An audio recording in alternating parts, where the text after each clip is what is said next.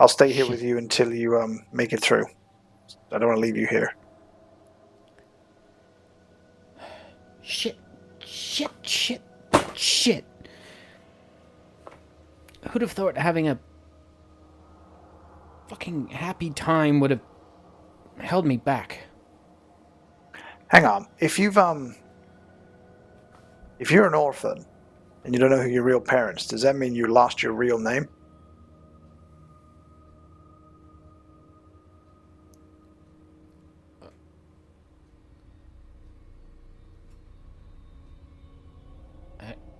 I'm not even sure how to respond to that. Matt's also not sure how to respond to that. That was fucking profound, my friend.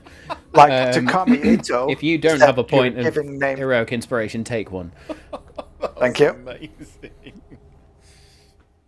Good evening, and welcome to another episode of Malt and Magic. I promise I am actually prepared tonight. So, with that being said, in the aim of getting this intro as short as possible, last time on Malt and Magic, the Planar Detective Agency made quick work of the Fey Knight, cleverly using a banishment spell before solving the riddle of the enchanted chessboard. Their journey then leading them to a dark garden on the path to the throne of the Eternal Night, or the throne of Eternal Night, I should say, a place fraught with danger. Having to navigate through menacing black thorns and intoxicating black roses, Callum, of all people, experienced the bewildering effects of hallucinogenic pollen, adding a layer of complexity to this quest that the party are on. Their situation escalating even further when they were ambushed by 4 abyssal spriggans, these tiny fey creatures that were far more formidable than anticipated. But with quick thinking, and as always a flair for the dramatic, the party not only defeated most of the spriggans, but also set the garden ablaze, and escaped to a bizarre throne room made of glass and clockwork.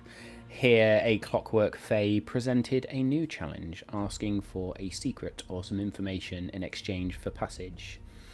As the party decided to think about this and took a well-earned rest, our heroes now ponder their next move, strategizing how to advance towards the elusive Unseelie throne and the Feywild Amulet.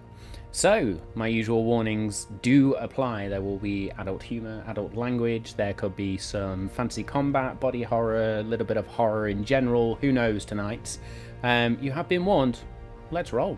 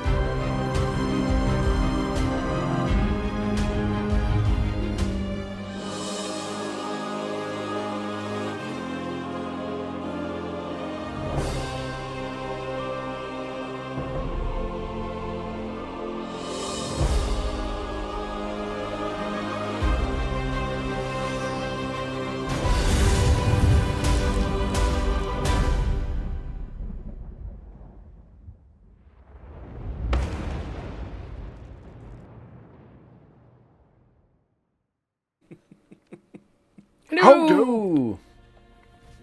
Ow. What's happening? There we go. Token mic here. I'm just smacking the mic already, yeah, and trying to eat a mini egg. Fucking hell.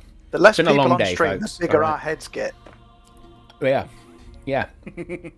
Generally. Which is a challenge most of the time. Jules playing with the tail. So yes, we are down to 3, but it is the 3 OGs tonight, as I described earlier. So yes, let's run down our very, very quick line while Dave deals with being stroked in the face by... Yeah, let's not go there. Anyway, I'm Matt. I'm your Dungeon Master for this and most evenings. I will also be role-playing the characters and probably doing some of the combat tonight, if there is any, for Takami and Callum. Hello, I am Dave, and I am playing Jewel of Shadows, the female Tabaxi rogue, as my cat Pebble finally sits down and stops using my face as a battering board. Fuck, cats are knobs, aren't they? Mine usually does a big poo in the litter box while I'm on stream, so I have to smell it the whole time I'm fucking playing D&D, which is lovely. In other news, I also play Lex Ordo, the UNT sorcerer, on Malt Magic. And if you want, Matt, Danny, if you send me the character sheet for Takami, I'll have a go if you want, if shit gets real. I don't know, because Bodhi's claimed it now, so I don't know if I can. I can probably send you the link, but yeah, we'll figure that out in a bit. And of course, yes, we are missing both father and son half of Homie and the Dude Tonights in Tom and Bodhi, both of who are working very hard, but we're almost to the point where they will be back with us. So yes, you will have noticed, hopefully if you've been paying attention to social media, and I'm going to say a massive shout out to all of the TikTok followers. We are one away from our next milestone of 900 followers, so please go follow us if you haven't already. Thank you so much. Yes, thank you so much. But what I was saying about social media is there's been a slight schedule update, because March for all of the Malta Magic crew has been chaotic as hell, and we're just trying to survive at this point. But we will get there, and then April will be We'll see you in April. We will. But that being said, it means the 10 candles goodness is getting ever closer, and that's still going to my be a best lot work. of fun. I think it's all of our best work generally. It was We're really hyping this phenomenal. up, considering that no one's seen it, and it was ages ago. We have. And also, we were pissed, so it might be absolute dog shit. But you'll have to watch it to find out. I Anyway. was, yeah. Well, yeah, fair. Yeah, that's because while we were setting up, you were drinking. But there we go. Anyway, I taped all the wires down. You did. You Do you know did what, really Danny? well Right. as well. Saturday night, I was setting up in a pub. It was really busy. I was trying to set up, and I did a real shit show of a gaffer tape job. And I thought of you the entire time when I went, you actually did a better job than I'm doing right now. Thank you. Thank you. My only contribution to the weekend.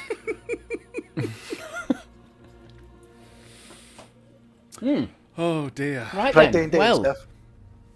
yeah, let's play some D&D, shall we? Let's do something. Very good. So yes, last time, as I said, we had all sort of taken that long rest inside the throne of sort of Clockwork and Glass. These three inert Fey Clockwork nobles, and the only sort of active person in inverted commas was this silver and glass clockwork automaton that was very Fey in nature. And again, if you head to social media, you can see the actual design. Do you know what? Let's update the token while we're here. Let's sort that out. But having finished our long rest, then, what would people like to do? Yes. So we do get a full long rest. That is Yes, you amazing. get your full long rest. Alex, are you doing aid And we all again? had horrible dreams, didn't we? We all dreamt about the Dark Throne and the crystal with the Did codex piece on indeed. above it. And the queen. We see the queen. Yeah. So when we wake up Very much so. and we come out of the hut, that's not there anymore. So the only... Has all the automatons powered down? The three that didn't move are still in stasis. Three that didn't and the move dude are doesn't still move. unmoving. Yeah. And then, yes, And the dude the who did Fey move, Seneschal, or Seneschal, is still there. I am just grabbing the token now. Danny, is Lex doing aid again, or are we sticking back to normal for now? I mean, that's a fucking shout. Yeah. Let's do that. Okay. Then that's good to know. I will do it at 4th level because I'm optimistic.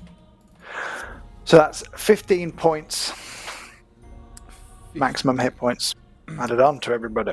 And I'll do it for me, I'll do it for Jewel, and probably Takami, because she'll be getting up close and personal with stuff if it happens, You would won't do she? that to me, wouldn't you? She's not on screen, so you could. It's just worried. Yeah, so I'm 134 of 134, Dave. Oh, Very nice. come on. So, and if I remember rightly, the Clockwork man just said, if you mean there's no harm, we ain't going to bother you. The door's over here if you want to go through. Pretty much, didn't he? But they Yes, also said You needed to offer knowledge or a secret. And there's the face and a shadow. That was it. Silver and glass. Phenomenal. That looks so There you cool. Oh, we need to figure out what the secret's going to be, or the knowledge. That's not okay, so like Jewel, that we're willing to give up. Jewel will go up Just to... for context with the other characters in the room right now as well, Callum has his hands on his head, with his head between his knees, just sat there going, "Oh my god, this is the worst hangover I've ever had. Jesus Christ." That's something saying for Callum to say that. Jewel will, in the night, has been pondering over this and worrying about it, and will go up to the Fae Seneschal and go, do we need to give you one secret for the whole party, or one each to be let through the womb? That's a good question. One secret will suffice, or piece of knowledge. I have, Aid was 10 hit points, yeah? 15. 15. 15. Ah, check you out. I went for it. Level, 4th level. I have 14. I have knowledge that I'm willing to share. It could even be considered a secret, maybe. Then Oh, please. very thanks. good. Please do share. Not a lot of people. Well, I don't even think I've really confirmed it. That not many people know this outside of this room. But I have chaos magic inside of me. Does that count as a secret? I mean, it's not a secret known to many. It's something I've been ashamed of for most of my life. That could be considered a secret, right? As you speak this truth to the room, then, the heart of the Clockwork Seneschal, this glass chamber in the center of its chest, just begins to rotate. Gets faster and faster, and eventually there's this silvery glow, and they reach up a hand and sort of pull it out and hold it up into the air as this magical burst just... Danny, roll me a persuasion check, please.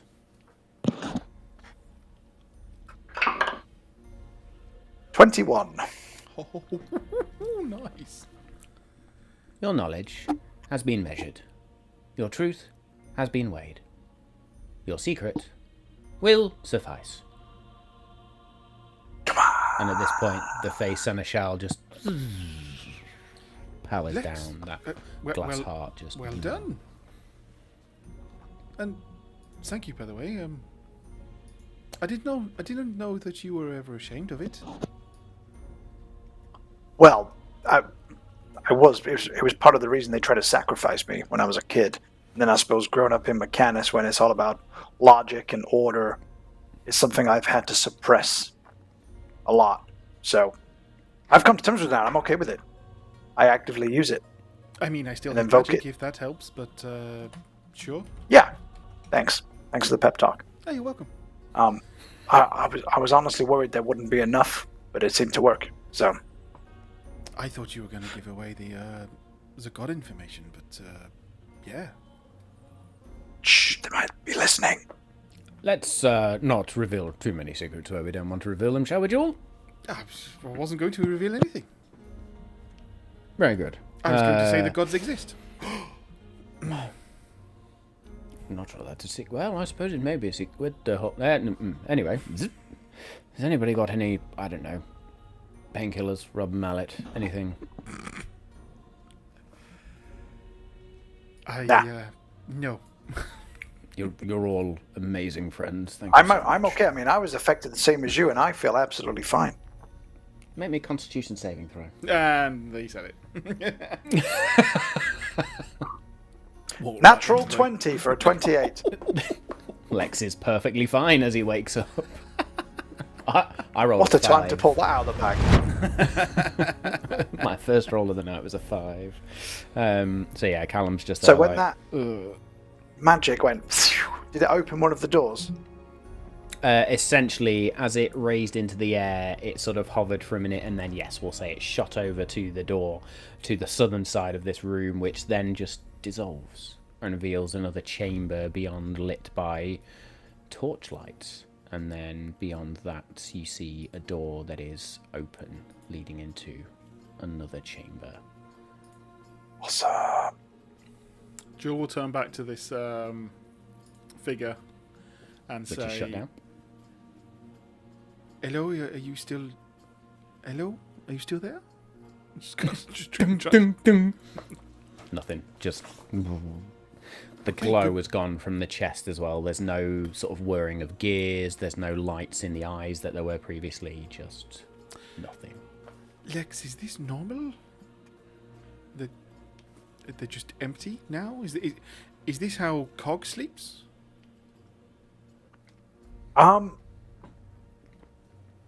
It might. I want to say, but I'll check with you, Matt. I want to say it's not the same as how Axel worked on Mechanus. I mean, they do kind of go into stasis, but that looked completely different to Lex. So even when automatons in Mechanus and the automatons you're used to shut down, so to speak, there's still life to them. A whirring, a hum, a buzz.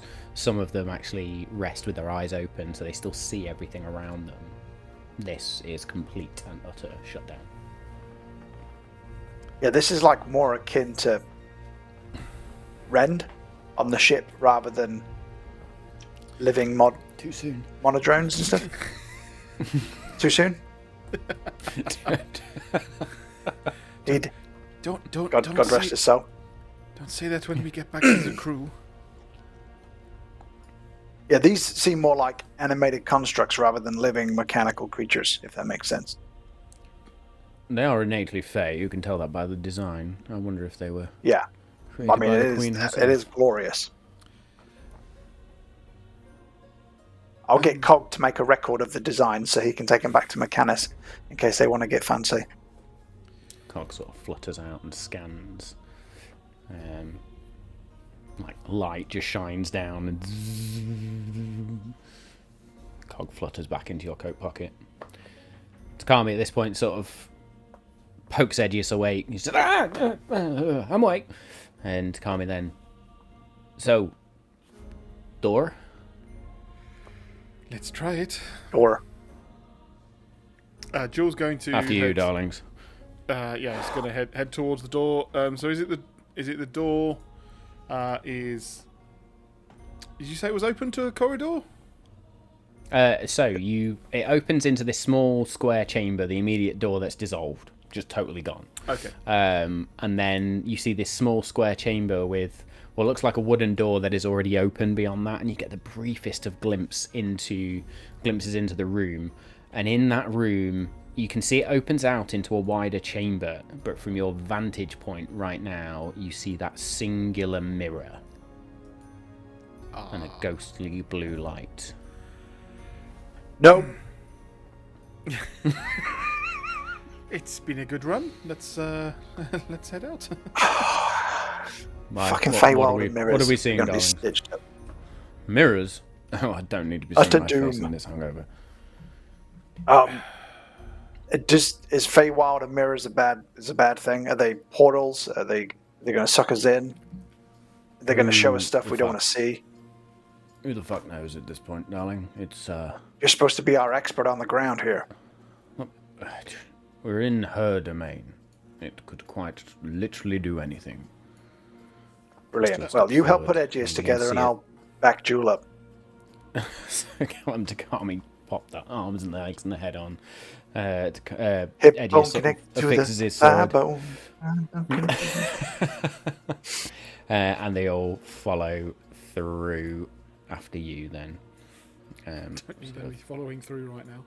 No, we don't need any following through it right now. But there we go. Yes. So, Jewel, what you see before you is a circular room that looks like it's made entirely of ice, and the only things that are standing in it are a number of different mirrors.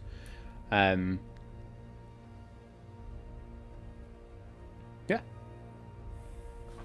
That's that's what you see. There is this singular light in the middle of the room as well, which you can see here, which illuminates the room in this ghostly blue, icy blue glow. And in mirrors? what we can currently see, there are no extra doors. We can only see these mirrors and the light. And you can only see the mirrors. And are the mirrors reflecting anything, or do they look like looking glasses? Like through the looking glass type stuff? You can definitely see a reflection in these two, because you're facing them. Okay. The rest of me, not so sure.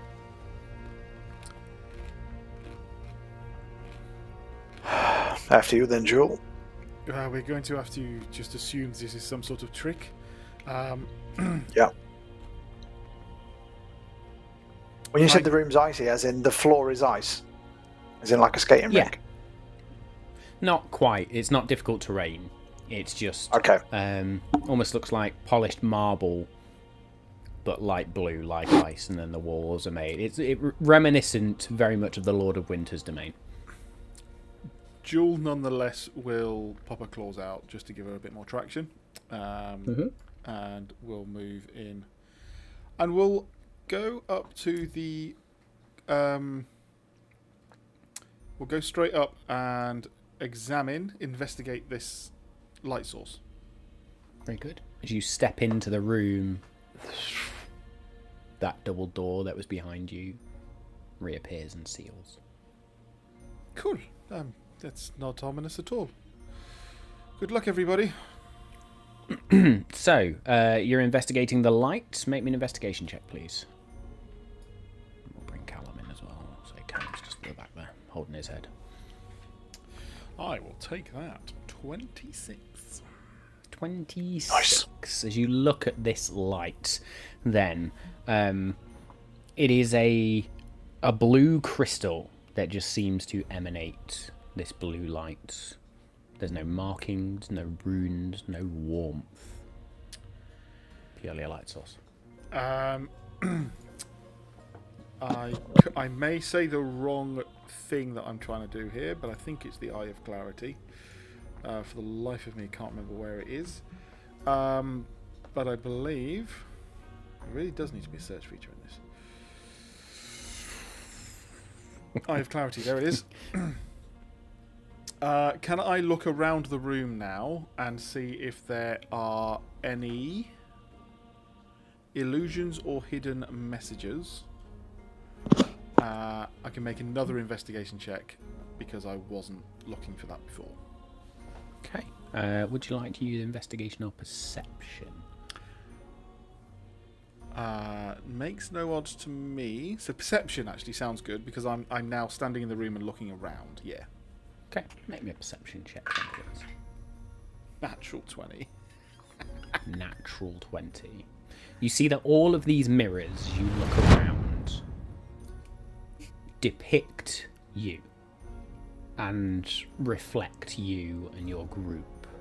However, with a natural 20, you see that this mirror up here in the top right, this mirror over here, Yeah. and this mirror, there's all something slightly off about them. 3 of the mirrors are something slightly off. The rest of them all look very normal. The rest of them all seem fine. And in fact, I will say they seem slightly off, and then because you rolled a natural 20 as well, this one, there's nothing even slight about it. Your fur is a lighter shade of grey rather than black. Lex's hair is pink and not purple. Takami has a ponytail rather than this sort of sweeping hairdo that she has. Okay, so that one's really weird. There are 3 that are slightly off. Weird. Yeah, just as you move, the movements aren't quite accurate. Or there's like a delay. There's no real surprise, everyone, but there's something about the mirrors. 3 of them, and she points them out. I look kind of weird in them, and so do you. That one over there, Honestly, it looks like someone is trying to just imitate me. It doesn't even look like me. Really. Maybe that's the trick. Maybe they're not reflections of Paul. That's actually somebody pretending to be us. The jig is up. Come on out. We know you're not real. You notice as you do this, and I'm assuming you're doing it to that far mirror where things are just totally off. The jewel Really It shit mirrors your actions perfectly, and you get an echo back. But the actual vision is not really of you. You've got pink hair. It's somebody totally, but everything else is perfectly mimicked. Oh, that's not what I expected to happen. Reflected, I should say. Jewel's gonna, and again, assume that it gets mirrored, pulls out a dagger, spins it around and catches it, and then will walk forwards, round, and stands in front of it. And just with the dagger, just touches the mirror, but almost is looking at her reflection more than the connection. She's trying to see whether her knife, her dagger just goes through the mirror or touches glass. As you touches cloth. As you place the tip of your dagger against this mirror, Just the tip. you disappear. Marvellous.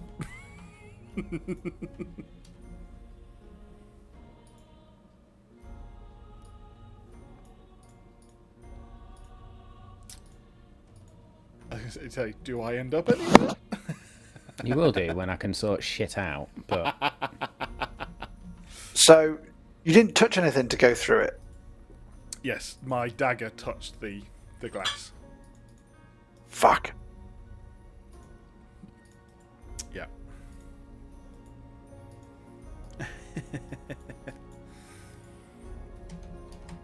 that just doesn't help me, does it? Just does not help me. Oh, the rest of the party going to just go, we're out. So the rest of the part, See Callum's you just like, later. what the where's that? Is this Right. where she does her whole sneaky stuff? Or Stay calm. It's not Which like one's the gone? void magic or anything. She's just... Can I see Jewel on the other side of the mirror? no. And the one she touched was the one that was a perfect reflection, not a dodgy looking reflection. No, it was the most dodgy looking Yes. reflection. Okay. Jewel, Yes. you find yourself in Deep or shit. on a small open air terrace of sorts. As you look up, the night sky is visible, but it's filled with these alien constellations that, even in the Feywild, feel like they don't belong. It's eerily calm here. There is a telescope next to you, and scattered around are cushions and what looks like a large bedroll. Okay.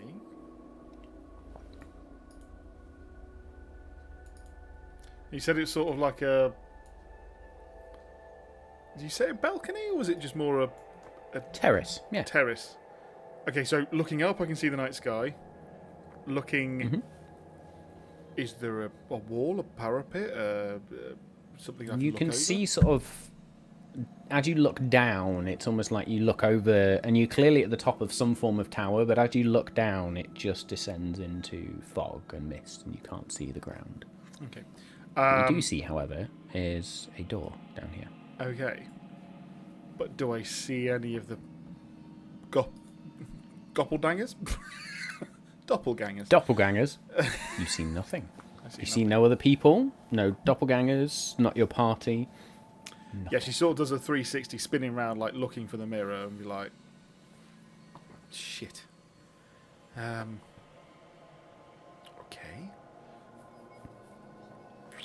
She'll pop down to the door, and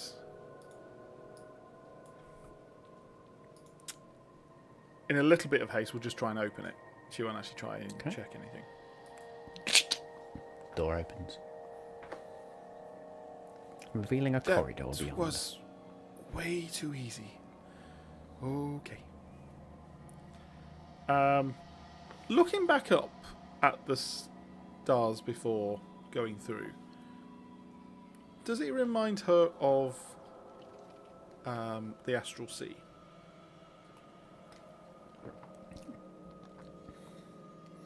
Make me either a history or arcana check, please.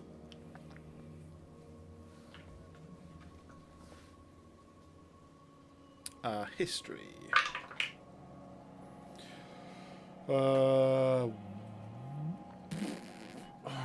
25. Well, the best roll I could have done. 25. You've paid a lot of attention since you've been in in those times you've been in the Astral Sea, but even here, these constellations look bizarre. One might even say false or fake.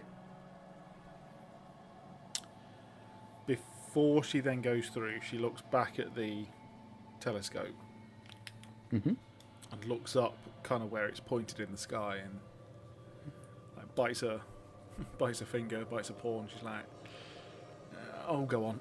She'll have a quick peek through the telescope to see what constellation is magnified by this telescope. Curiosity killed the cat and all. As you look up through the telescope, you don't see a constellation. Instead, you see a single dark crystal, black with a glowing white outline. Does this look awfully familiar to the dreams that we've had and the descriptions that we've had? Very much so. This looks like the crystal in those dreams that's been hovering above a throne. But no throne, no edge of the No throne, throne. nothing. Just darkness and this crystal. She looks up. She looked up and above, over the telescope again, like where it's pointing, and I presume can't see shit. No, just see random stars. Can she grab the telescope and tilt it down? Does it move? Telescope can move. Does she see a throne if she angles it down? Oh, if you try and tilt it down a little bit, no, you see darkness. I point it back up to try and find the... You bring it back up slightly. Yeah. And there's a... And the crystal's gone. I hope that means we're getting close.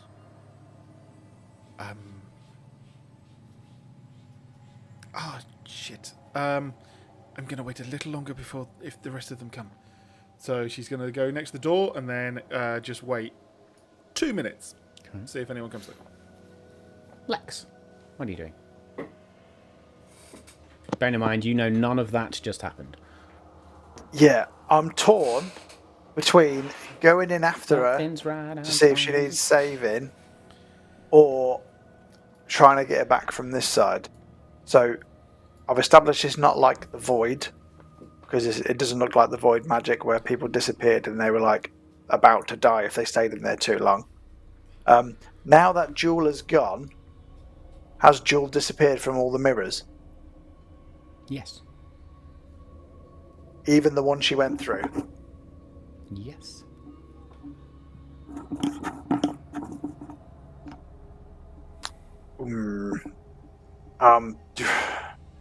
Do we go in after it? Do we smash the mirror, hoping it breaks whatever spell it is?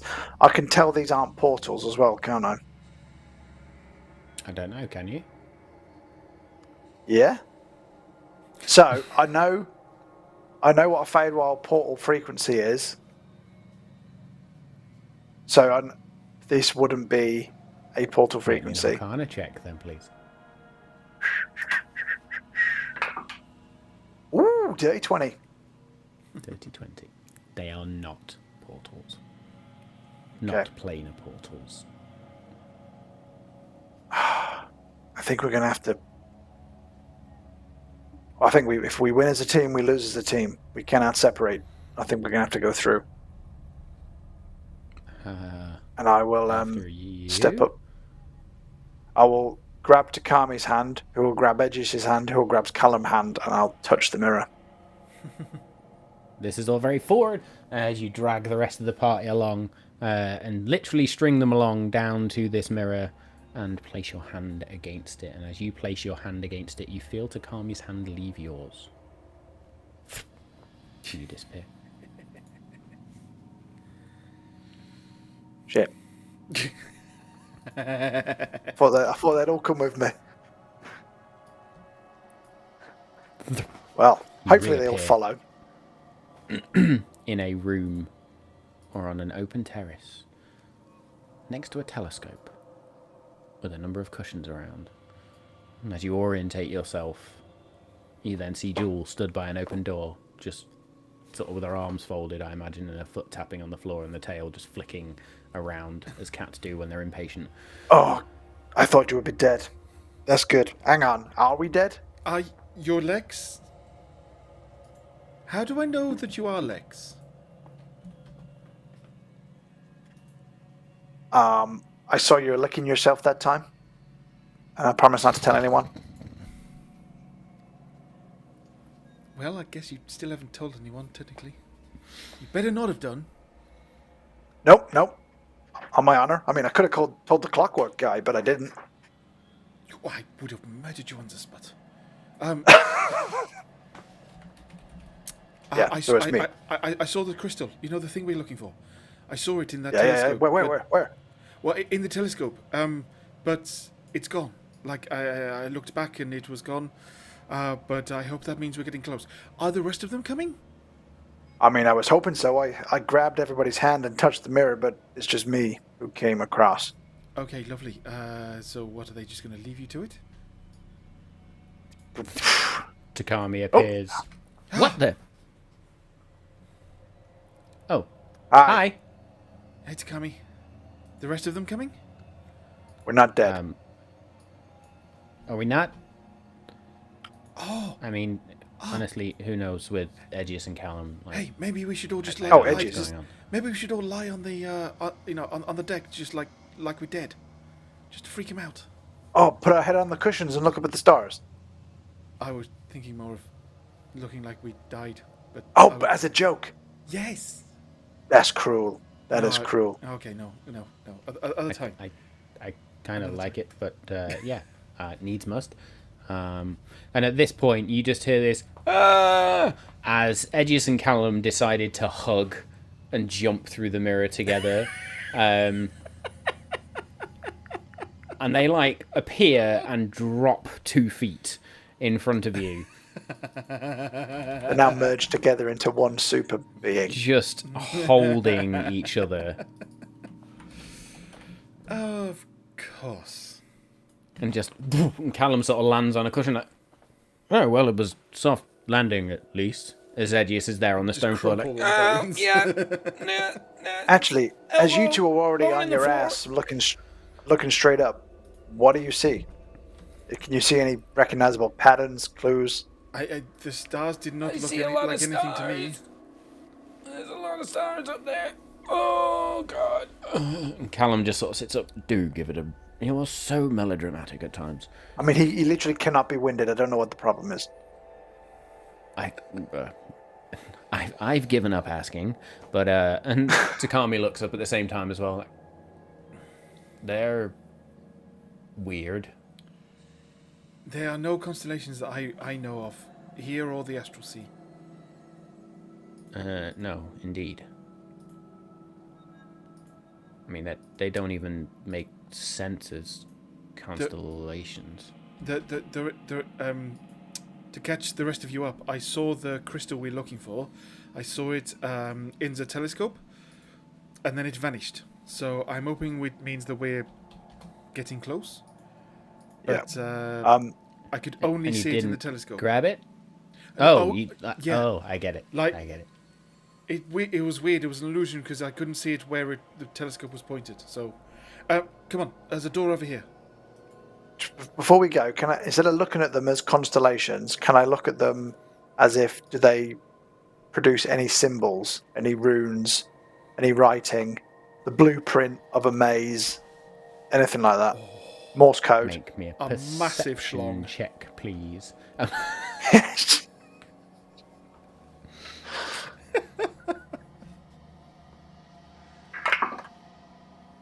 16. 16. No clear patterns that you can discern.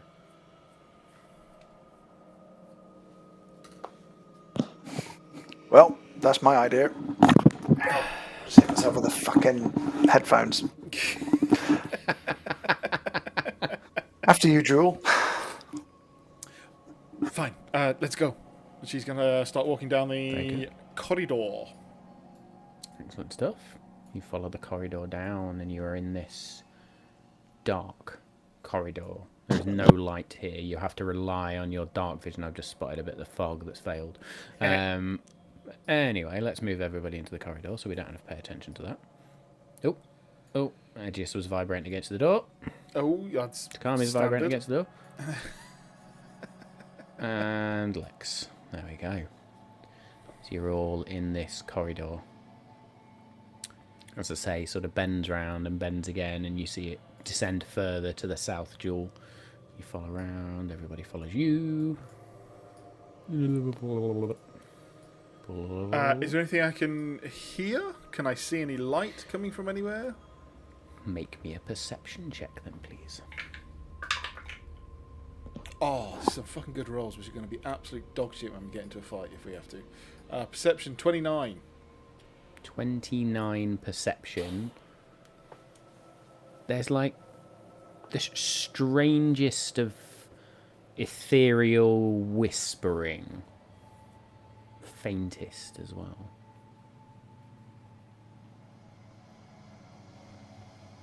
Not quite knowing Lex is what having fun. to do with that information. We'll look around this corner. Okay. So you look around that corner, you find a door. You having fun, Danny? No, Lex is having a bloody seizure. I can't get him to go around the corner. Well, I did have him around the corner. What have you done? Well, obviously, when I clicked on my owlbear, it was obviously a delayed reaction. It was catching up with itself, and I thought I hadn't moved, so I tried to move myself, and then it's all gone tits up. There we go. It's all gone tits up. Okay, I will try the door. Okay, you try the door and... What happens if we've accidentally touched the right mirror and nailed it straight away, and we've gone to the right place? That'd be lucky. I mean, it was a natural 20. I'm kind of hoping that it helps a little bit. Yeah. What do I see?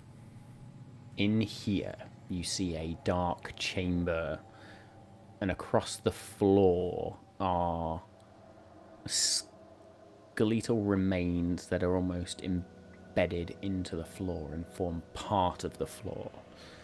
These ghostly blue flames, the only illumination in this room, and then you see this stone archway, inside of which is this veil of shadow and some runes across the top. But with your dark vision, you can't quite make it out. You're going to have to get a lot closer. As she opens the door and sees the floor, the rest of the party just hear her go, "Ew." What, darling? What's ooh? Was somebody shat on the floor? Yeah, no, not really. Look, and she like leans to one side so Callum can see. Some horrible skeletons into floor. I've never. Well, that's fucked up, but it's Unseelie, so. I'm so reassured. Thank you for that. She kind of takes a very ginger step onto it. And just checks, like, is it like a see-through marble with these or like resin with it embedded? Solid floor. It's a little bit like resin with it embedded. It's like there is a layer over the top. Oh, this is But these gross. remains are definitely in there. There's an archway, guys, but some writing on there. I don't know what it says. She's not going to go right up to it. She can sort of roughly see it from here. But this is not going to be her Aegis expertise. comes in as well. Aegis walks in just like, hey, how you doing? Nice to see you. Pretty sure I saw you at the reunion last week. Uncle Jeff. I was thinking it's like a Family reunion. I don't want to say family reunion though, because his family is dead, and I don't want to bring that up. Ooh, too soon. Yeah. Thanks, Lex. Yeah. Thanks. Oh, nice of you to drop in. So it's an archway. It's a Stargate SG-1 with a shadowy veil over it. Kind of. It's a stone Yeah. arch. It's not a stone. Where's Teal? Teal? Behind you. So, as I have encountered save these a people. Shadowfell portal before, I know what its frequency is. I also have an Onyx, so I do have a key if I need to. But can I check whether this is one of those portals Maybe not. for the Shadowfell? Come on. Oh, dirty 20 again. No, 19. Never mind. Oh no, I lied. 22. Fucking hell, I looked at the wrong one. I got +4. This is a fucking roller coaster of emotions right now. We're up, we're down, we're left, we're right. With a 22, you realise this is not a planar portal. It is a veil of shadow. Callum at this point is sort of frowning at the archway. What, Callum? Well, it's Sylvan, obviously. Obviously. Well, Yeah, we are introduced. Okay. Sorry, I interrupted. Carry on. Well, it's, I don't know, it almost feels like it's incomplete. It just says, embrace your loss. Edgius, you're up.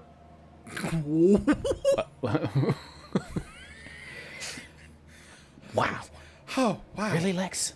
That's, I mean, that's twice in 2 minutes. That was flipping on me. I mean, the person who has experienced the most loss that I know of, or the most powerful loss, is.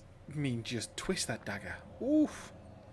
I mean, technically, Callum we could talk about sidesteps out of the Callum's way. frozen dad, Jules' lost friend, my presumed dead father, mother, long lost brother. I mean, we've all got lost. We could all channel it together if we wanted to. Look, I know this room is morbid, but let's not bring it right down. That plays perfectly into the Seeley's hands, right? We've got to go through some horrible shit to get what we want. So hang on a minute. Is it incomplete, or do we step through it? Sorry. Oh, I see what you mean. Embrace your loss and step through the veil. Sure, why not? Oh. Okay. I'll go first. I don't mind on this one. Yeah. I accept that I have lost all autonomy over my own existence. And Callum calls this out to the wind and steps through, and as he steps through, disappears. Is that what it was like when I disappeared in the mirror? Yes, quite disconcerting. Yeah. Oh, it really is, isn't it? Go on then, Jewel. Accept your loss. Go through. Okay. I accept the loss of my dear friend and also my mentor. And she touches the portal. She's thinking of her friend, but also male. Very good. In which case, maybe a persuasion check with advantage.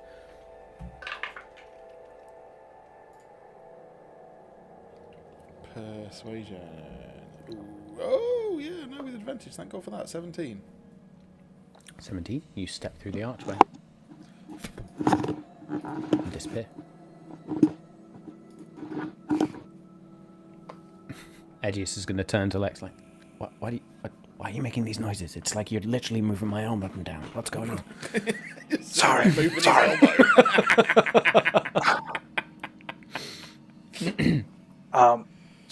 Do you want me to go next? I got it. Edgius steps up and just like,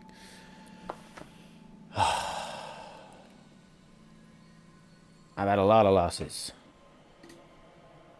But,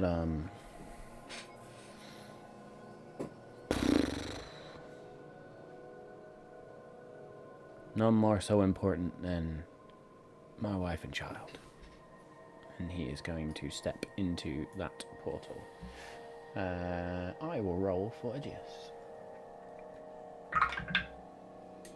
Natural 20. Don't even need to roll Oh, again. fantastic. Come on. Brilliant. It just disappears. Takami looks at Les like, what losses do I have? Did you want me to go first in case you don't want to say them out loud in front of me? I've not lost anyone. Nobody's died. What do we do? I mean, have you lost virginity? Have you lost hope? Have you lost dignity? Have you lost... Why was that your first question? I'm just going through logical things that somebody your age might have lost. You can't have your dignity in this party, thank you very much. Have you lost a shoe? Sorry, the logic. I can't after that one. Just fucking give me a moment. Have you lost a shoe? Brilliant. Even Takami is just there like, what? Why would that be that important? Note, you must have had to give something up to become the protector of Kumuryo. What did you lose? You lost the opportunity to a normal life. But I never had a normal life. Like, There you go. You've lost the opportunity for a normal life. Wish me luck. If you're an orphan, you've lost parents, I suppose.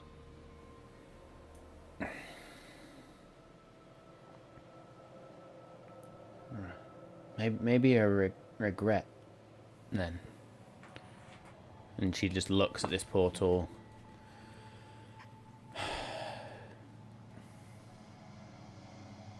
I regret not having a full life and not knowing my parents. And she winces, and she's going to step forward.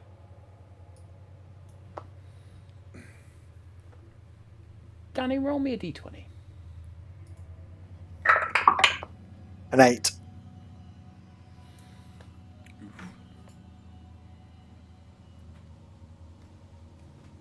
There's a pulse of energy. And Takami gets booted back out towards the door, flies across, and would have taken damage, but she's a monk, and she manages to just sort of almost soft fall or slow fall away that this and just sort of catches herself like...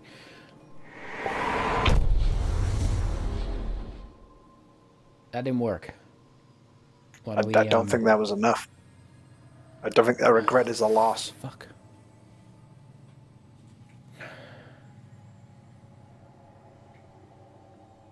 I'll stay here with you until you make it through. I don't want to leave you here. Shit. Who'd have thought having a fucking happy time would have held me back? Hang on. If you're an orphan and you don't know who your real parents, does that mean you lost your real name?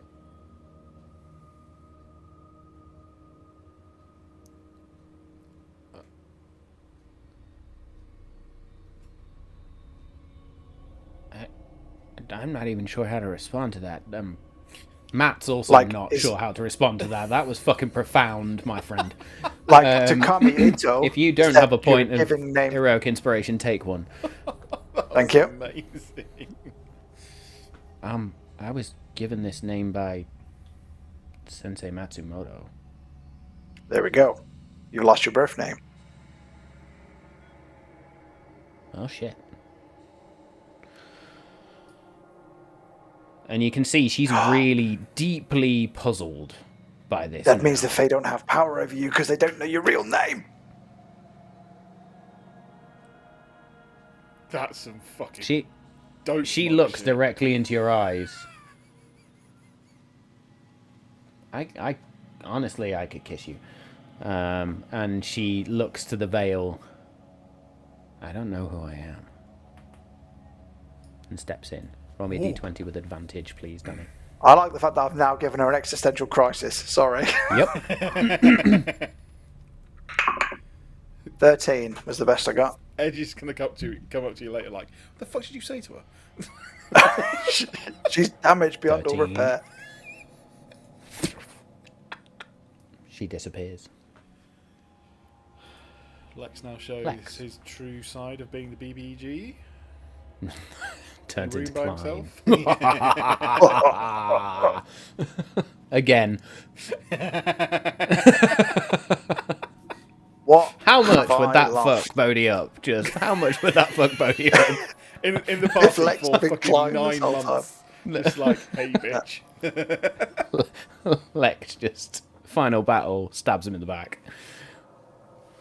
Can we orchestrate that while Bodhi's not here? Just to, even though it won't happen, he might- can we he make might him watch think it it's back going to happen?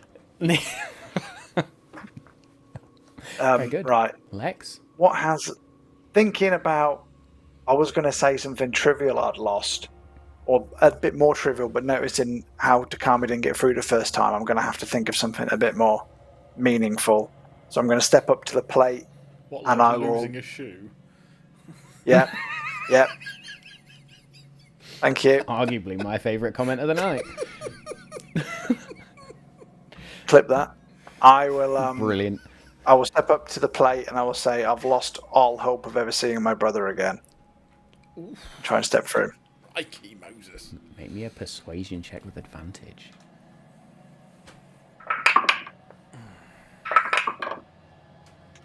$21. Lex, you disappear. Yes. And the world goes dark. Oh. The world goes very dark. You all, without knowing it, float in this darkness. But you are walking.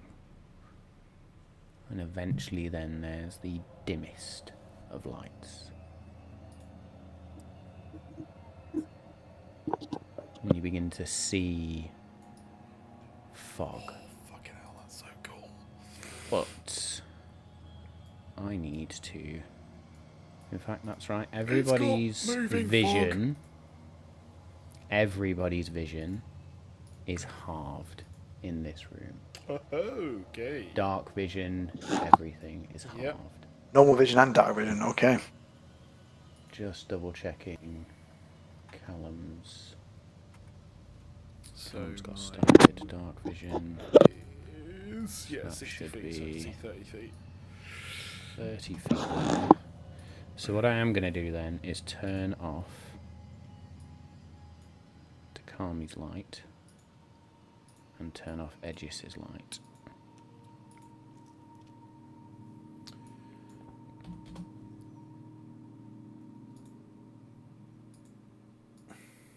Oh, remove light.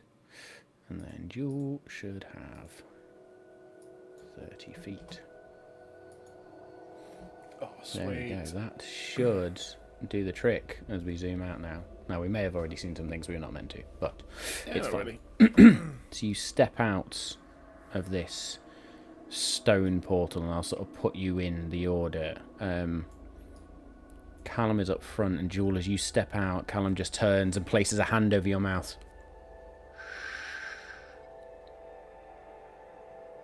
There's something moving out there. Edgius steps forward and Callum immediately just other hand on his mouth.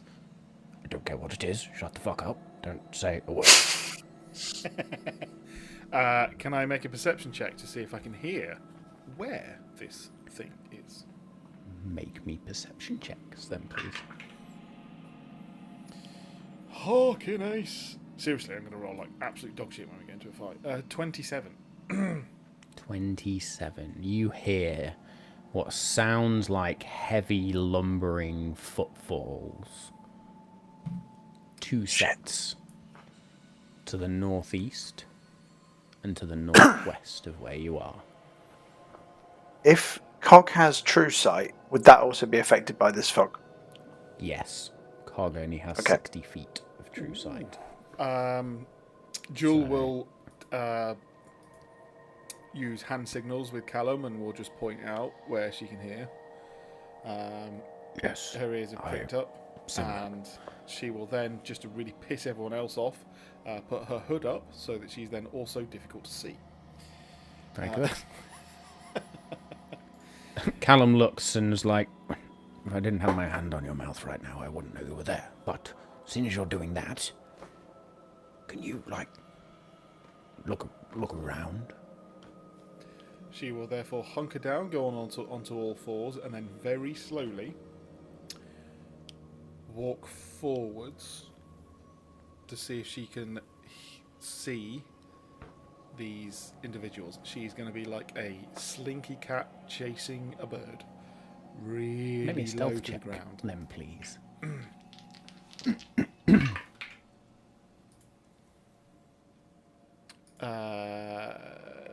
31. 31.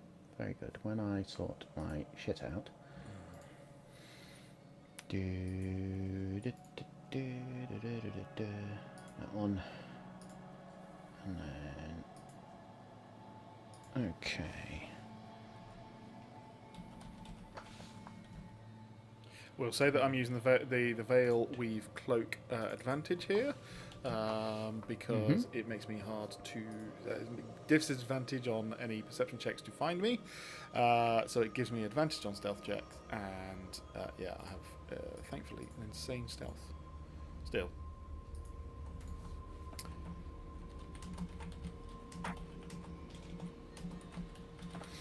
What's making me nervous is this is going quite well. I mean, you know, would you just like to shoot us in the foot now, or you know, I can hold it out for you if you like. Well, look, I've just given guitar to Carmen Hey PTSD, guys, this is so going really well. You know.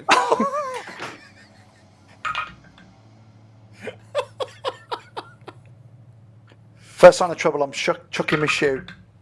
The one you lost. Sorry, way too long for me to catch up on that one, Danny. I apologise. Fucking hell. Oh, there was the AOL fucking log-on sound at that point. Good lord. I heard dial-up noises coming from your brain. Very good, Joel. You stealth ahead. Which way are you going first? Northwest or northeast?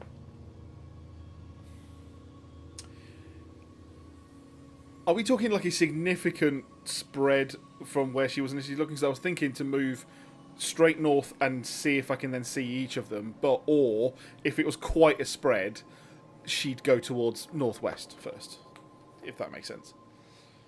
Yes, you can. Well, at the minute you don't know because you can't see very far, so you're not sure. Okay. In terms of your perception, they sound like they're fair distant apart. Then, after moving 10 foot forwards, straight forwards, we'll then go, okay, I'm going to go left. And we'll start heading over. You see a number of fey trees that begin to sort of take shape in the darkness. And it's disorienting the level of darkness here. I would say you are in this forest now. This is the most fey-like place you've been in terms of what you imagine the Feywild to be. But it is dark. Above you, you do see the night sky. This time a true representation. Or the true night sky, if you like. Okay. There is no moon in the sky. Just stars. And... okay, I'm going to move another 10 or so feet and see whether I then can hear if it's getting closer, this thing. Okay. It certainly sounds like you're getting closer to it. And I also assume that at this point it's difficult to see on this, but I'm assuming I'm getting to the point where I can pretty much no longer see the party behind me. You should be able to see... 5, well, 10, 15, currently 20. you can still... once Just. that ring closes off behind you, yeah, you're going to be So there, essentially on your... I think yeah, I can't you're on your own anymore. at this point. Well, I'll tell you what, while you're doing this, let's Oh, okay. remove light. There's no light there. Let's remove light. Oh, There you go, fuck. Jewel. Jesus Christ. Okay. Callum at this point is just going to say, I can't see Jewel anymore. I mean, I couldn't see you anyway. That's a very good point. Let's stay here until she gets back to us, then. Okay. Very good, Jewel. So You she's are gonna still stealthed Creep further and forward. using this darkness to your advantage. Very good. Starting to see this thing. Is this where the You noise see is this coming from? gigantic crystal, this gigantic purple monolithic type crystal that reaches higher than the tallest of trees. It is massive, but the shuffling large footsteps sound like they are now coming from a northerly direction.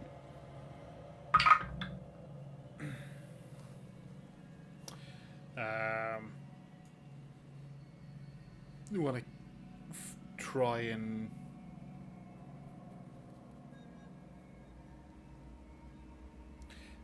this is massive, this crystal, Mm-hmm. but it's of a different crystal to the one Oh, we're it's looking not. This is a purplish crystal. It is not a Yep. black crystal with a white outline. for. Knowing that she saw the crystal in the stars from the telescope before, she looks up and just makes sure it's not on the top of this. As you look up, don't see anything. Okay. Very conscious of these very large steps, she then wants to get a little closer. Does she sound like she's getting quite a lot closer? You're definitely getting closer. I think she pocketed a lip bit then.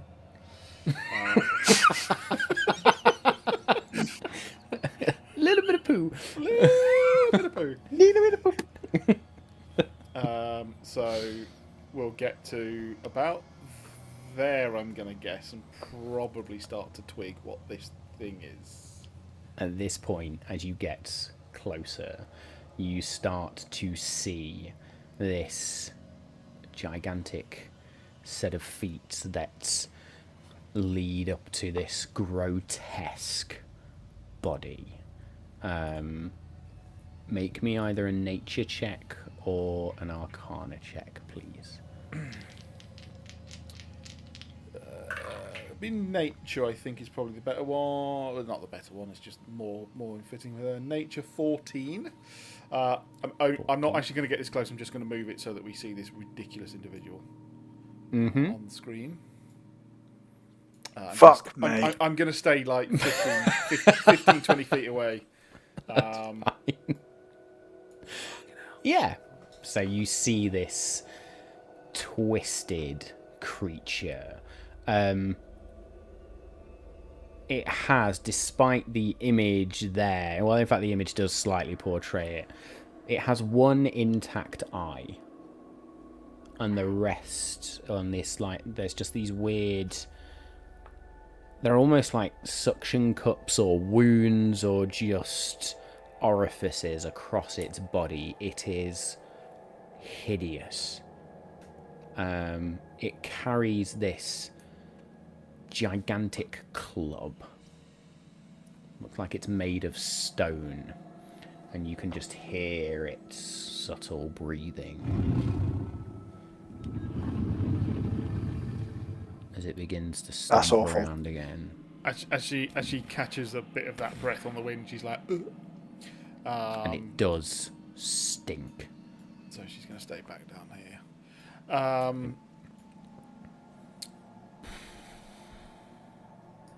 And I see it moving off to the left, or is it pacing backwards and forwards? She's going to stay there for Paces like a... back and forth. Okay, she's going to stay there for about a minute to realise that it's pacing backwards and forwards. And then we'll...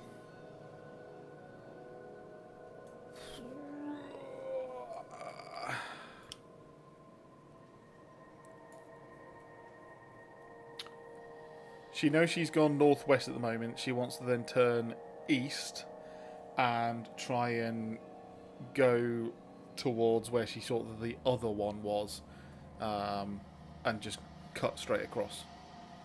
Okay. Make me another stealth check at this point, then, please. Ooh.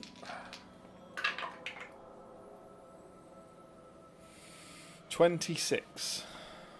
26. Very good.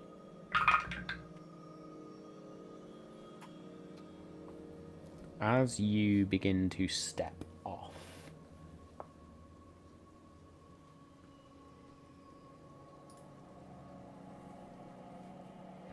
you hear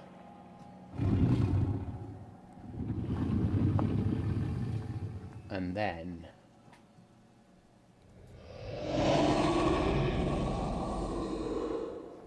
as this creature's eye locks with you Oh, and fuck. sees you, I need you to make me a wisdom saving throw, please. Oh, fuck that.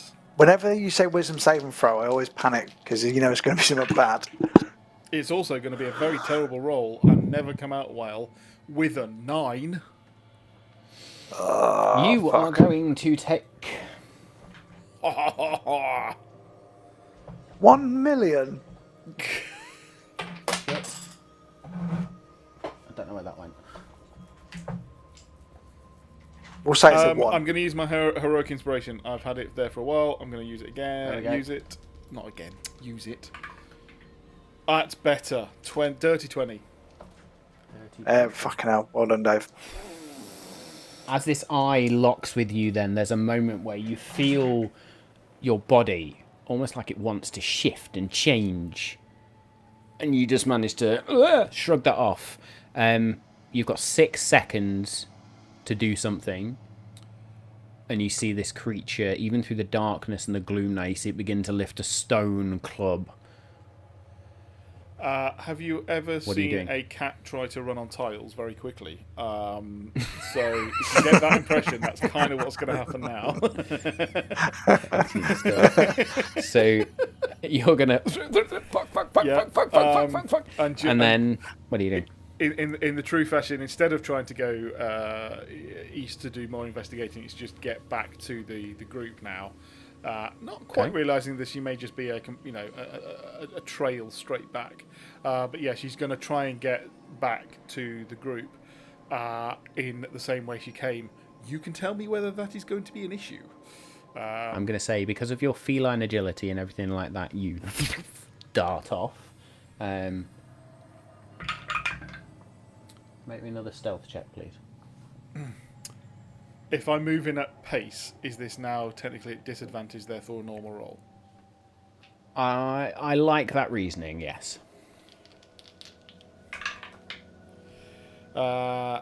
However, she's a legend, so that is still 31.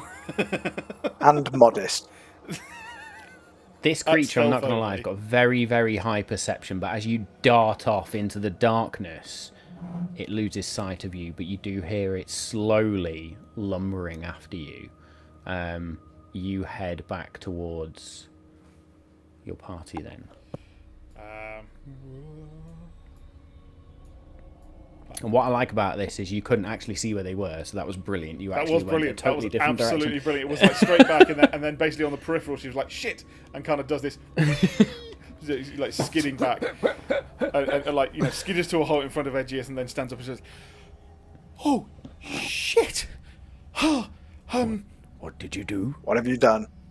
Massive troll, ogre, horrendous thing with an eye." She describes the creature. It may have seen me. Might be coming this way. Dave, have Callum make a nature check, please. Sweet. Nature check. Let's get bring plus I've 6. got some Callum dice. Sorry, +6 was it? You've got some Callum dice. Ooh. Well, I'm just using some different one for him anyway. And that is a dirty 20. If you said +6. Dirty right? 20 +6. Yeah. Yeah, So there you go. yeah, a filthy fucking 20. Callum's just going to sit there and go, "Oh fuck." What are they? They were What? fucking horrendous. What it was, but I'm guessing the other one is as well. It sounds like some sort of twisted Fomorian, and that's not a good thing.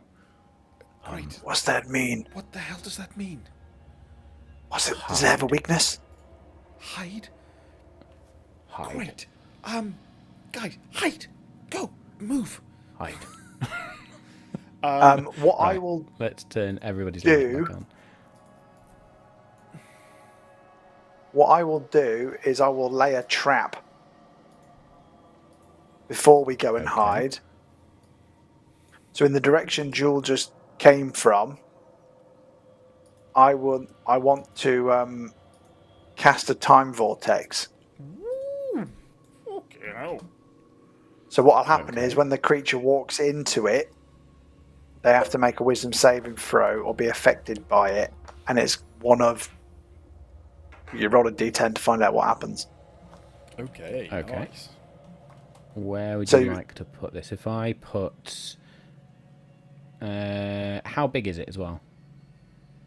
It's got a 9-foot range and it's a 10-foot diameter. So 10-foot diameter. it's a wisdom saving throw to be affected. If you successfully save, you're immune to the spell after that. Right. But then an What do you affected want? creature can't take reactions, and you roll a d10 at the start of your turn. So I'm going to put it. I'll let go of it. You can. Yeah, put it where you there will want. do. Yeah. Yeah.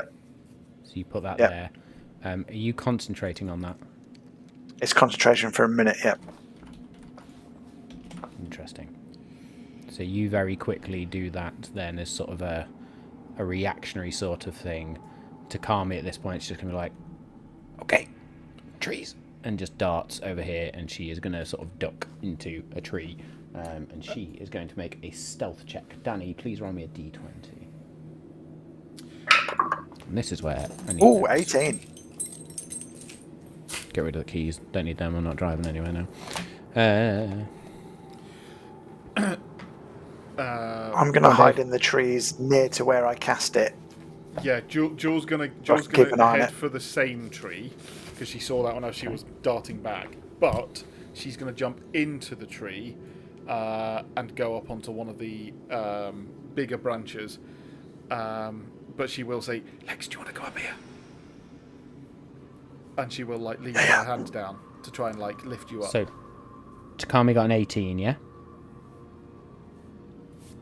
Yep. 18 on the dice, which for stealth is a 22. Okay. Roll for Callum for me, please, Dave. Callum, 11 plus 14. So yeah, 14. Oh, he's got advantage. Why has he got advantage? Escape from being grappled? No, not that then. 14. Advantage on stealth. Yeah, I don't know why it says that. To escape from being grappled is on stealth. I don't get That's why. really weird. It's fine. Yeah. I didn't roll Apparently with I really didn't need roll to with fix advantage. this homebrew. So That's fine. yes. So we got Is it what, because sorry? he's got the icy skin, so he's harder to hold on to? Yeah, it is 14. Yeah, but how that's does not that really affect stealth? So, 14 stealth. Yes. That's fine. Lex, then, please. Are you ready for a roll of a lifetime? 9. Brilliant. Jewel?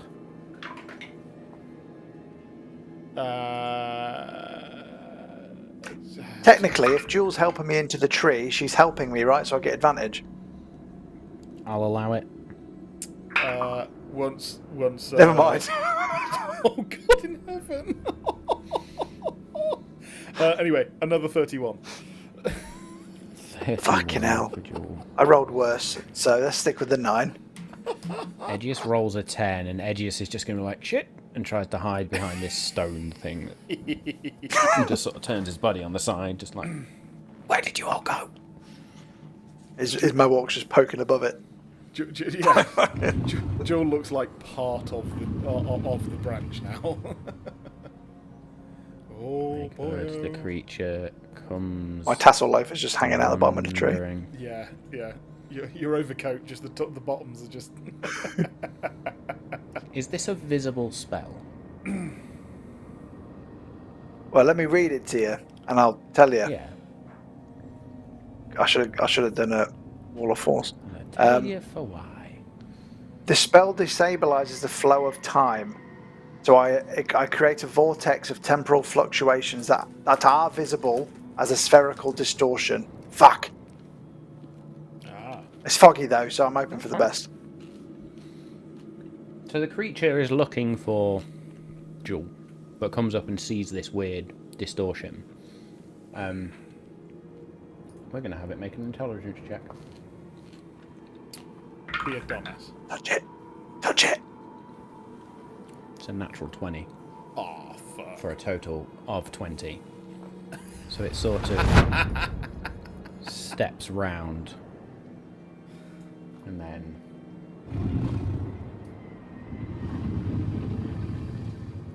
it's going to come down to here and it's going to make a perception check.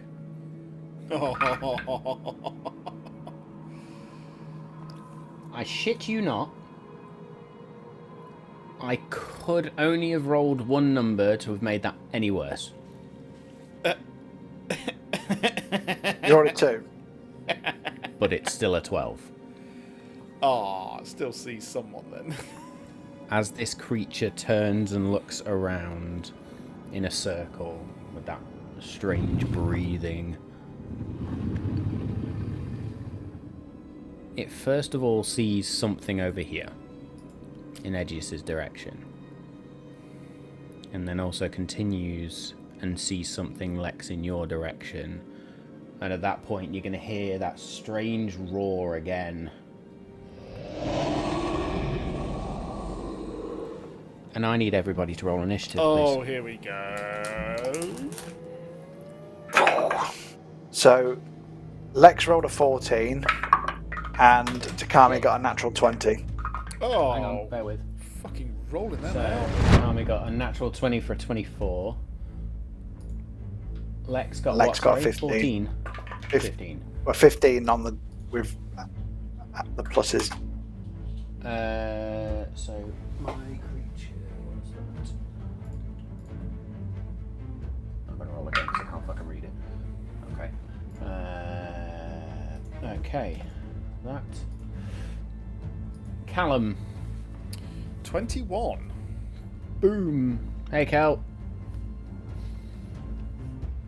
21 for Callum and Jewel.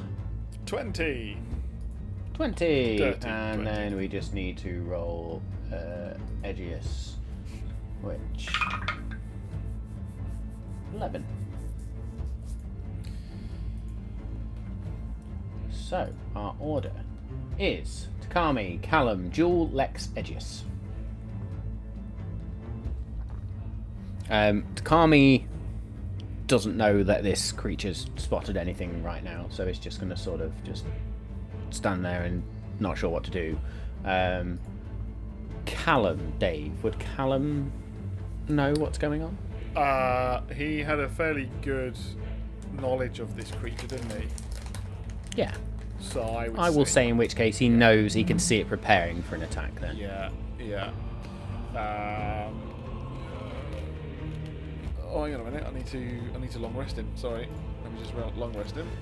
Forgot to do that.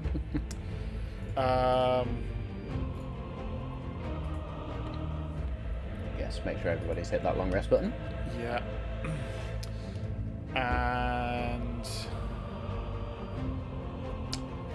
can I, with his knowledge of the creature, know if it does have any immunity or resistance to cold with his proclivity of... Given what he rolled earlier, he would know that there is a resistance to cold damage. Okay, knowing that, Danny, I've just sent you the link to the Takami sheet, see if you can access it. knowing that, then he's therefore going to, and I guess he also knows that, well, he said run and hide, that these things are formidable. So he's just going to pull out the 5th level Witch Bolt at this creature.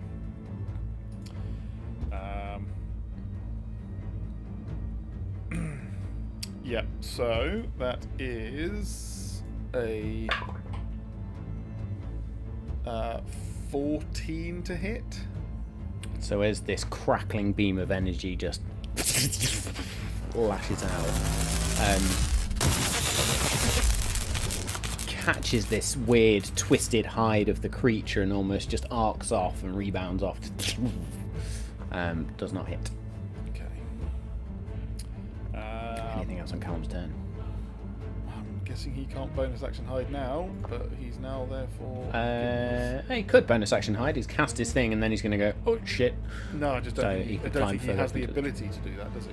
Only I No, can. he doesn't. It would have to be his action, yes. Therefore, he will. Is this going to use another spell up?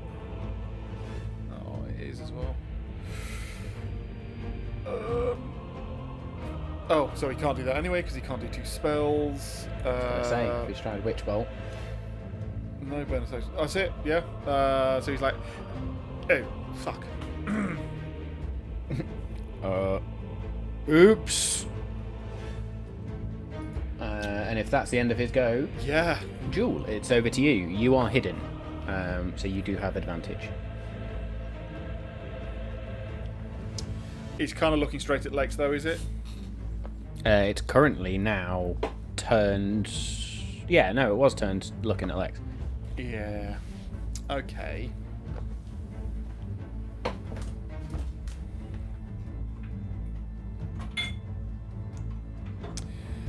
From her stealth position, then she's going to pop a crossbow bolt into her hand crossbow because she doesn't want to get up and close and personal with this thing, and will fire for its head.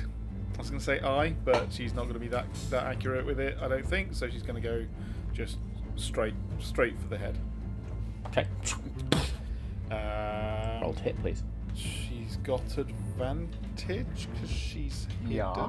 She's hidden. Love it. That was the worst roll in the world. 15 to hit. So close, but no dice. This crossbow bolt, I'm going to say because it's a crossbow bolt, silently just whistles past this creature. And it's at this point into you the tree notice trunk next that to Callum.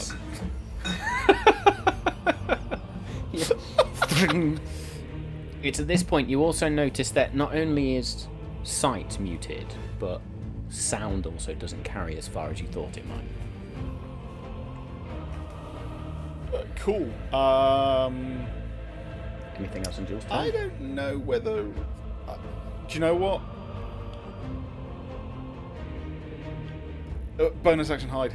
I need to make sure that I stay hidden. Roll me a stealth check. So I'm just double checking everything else. Yeah, no, absolutely. That's what that's going to be. Fucking brilliant. 32.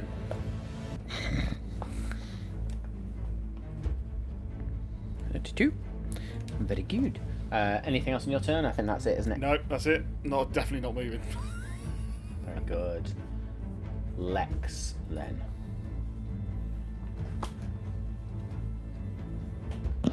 Realising he fucked up with the time vortex and realising we haven't got time for this, he's going to drop concentration on the time vortex and just try to banish the creature instead.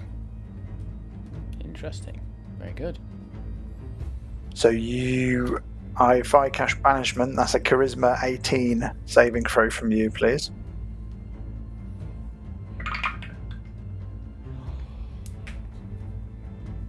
I rolled an 8.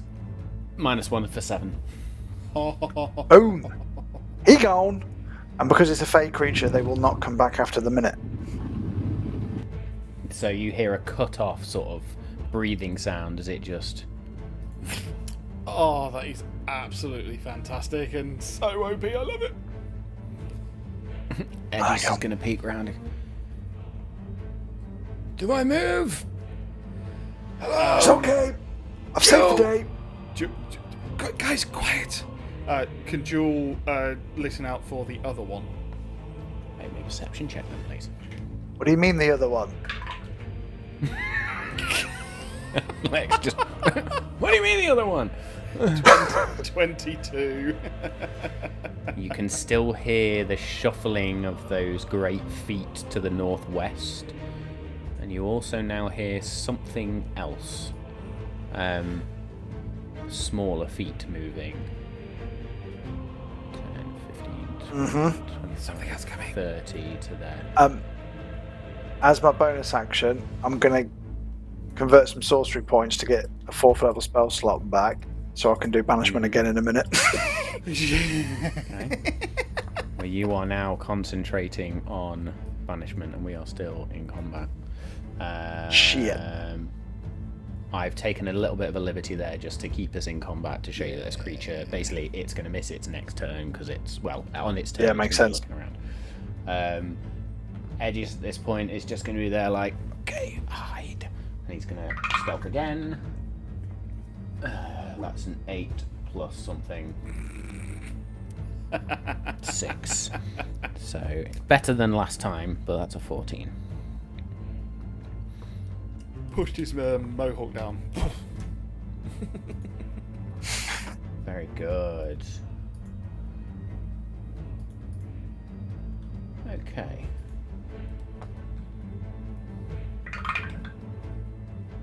Ooh, interesting. What's that? 26 on perception. So as this Shadow Touch Fey Knight steps around, it looks, sees you, Lex. So, in fact, how much vision does it have? 120 feet of dark vision, because it is not affected by the Unseelie Court. Fucking hell. What's going on? It will see everyone except Jewel. And that, my friends, as it steps round and draws that blade that you've mastered or you've seen before that glows purple, and there's almost like this wash of energy that emanates from it. We're going to take a short break. Oh, dear me. I'll see you in a few Come on. minutes. We got this. We got this. Heyo. Yo. Excellent stuff. Welcome back. We're going to get straight back into this. With this battle that we are sort of in, or this weird sort of stealthy chase battle concoction shit that's going on, and a really cool map that's got moving fog. So thank you, Owlbear Radio. It's cool. Very good. And we are around the top to Takami, who hasn't got a fucking clue what's going on right now. So she's stuck in the bushes with Callum. What she's going to do, she's just going to move to Callum. So they're both in the same bush, So silent. tree, whatever. Oh, shit. Hi. Shh. The Fomorian just went poof. I hear something else. Make me another stealth check for Takami then, please. As soon as she's moved. 15 on the dice. 15 on the dice. Wait, hang on, I've got a sheet. I can fucking check it, idiot. Hang about. I was going to say. So There that you is go. a 19. Why am I doing this shit for you? 19. Thank you. 19. And I will 19? hold my action, so if I see anything that's within, like, attack range, I will jump out of the bush/tree and hit it with the dragon staff. Okay. So if it comes within melee range, got you. Yep. Very good. Callum then, Dave. Yes.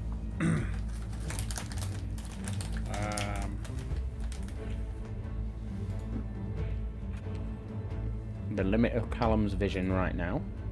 Oh yeah, Callum can't do anything. Right, Callum therefore, sorry, can't see. Hang on, I'm just going to show you where Yeah. he can see out to currently. Yeah, 30 Yeah, feet. so right so on he the edge. can't.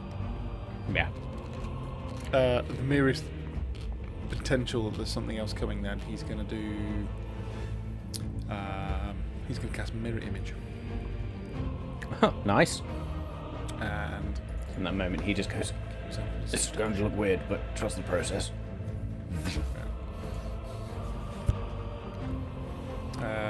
So a little bit of extra defense for himself. That's about it. There you go. Very good. I'm going to surround him with an icy blue ring then. He loves the blue ring. So we know he's got mirror image. Is that concentration?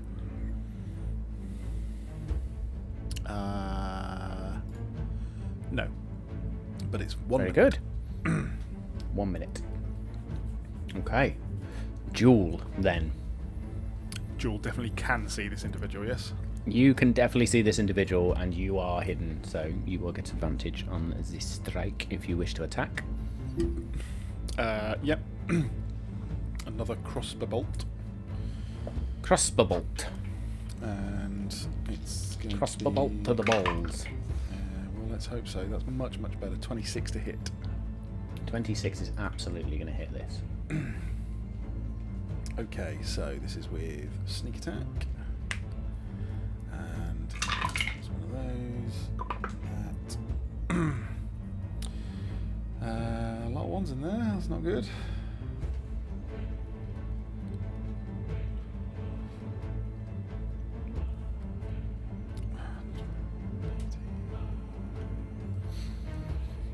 Sorry, 22 plus 5, 27 points of piercing damage to the Fey Knight as she sort of rolls over on the side, cocks another one, and just fires it straight at the Fey Knight.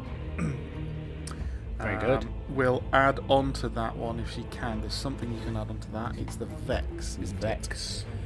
You have an advantage on your next attack roll against the creature until the end of your next turn. So that's cool. That's your... No, that's just part of the thing. It doesn't count just as part bonus of action it. for this So one, does it? actually,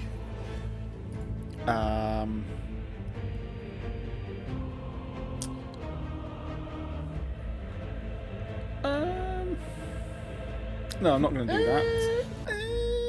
No, that's fine. Oh, is that part of my bonus action to do that? No, it's I don't not. know, Dave.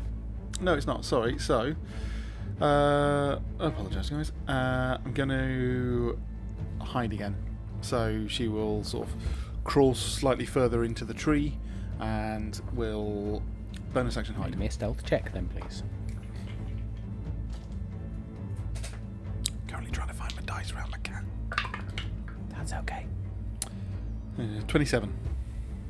27. Excellent stuff. Anything else on your turn? No, that is minor movement, action, and bonus action. Very good. Lex. You So, see this creature turn seeing and this- look at you. And knowing others might not be able to see it, what I will do is I will use Sorcerous Burst at it, so then hopefully people will be able to see that and at least see an approximate location for the creature. And that is a... Okay. I'm going to choose lightning damage as well, Nice. with a 24 to hit. 24 is absolutely going to hit. And this is one of them ones where if I roll an 8 on the damage, I get to keep rolling it to add. Yeah, baby. Never mind. That is 12 points No of eights. lightning damage though. No points 8s. of lightning damage. Very good. No 8s, no dice. Very good. So these... just going to hear her just go, what the fuck was that? Suppressing fire! You are now fully revealed. No longer hidden. Yeah. None of that shit. Anything else? In you that want? case then, because that was a cantrip, as a bonus action spell, Bonus action. I will do Tasha's Otherworldly Guise.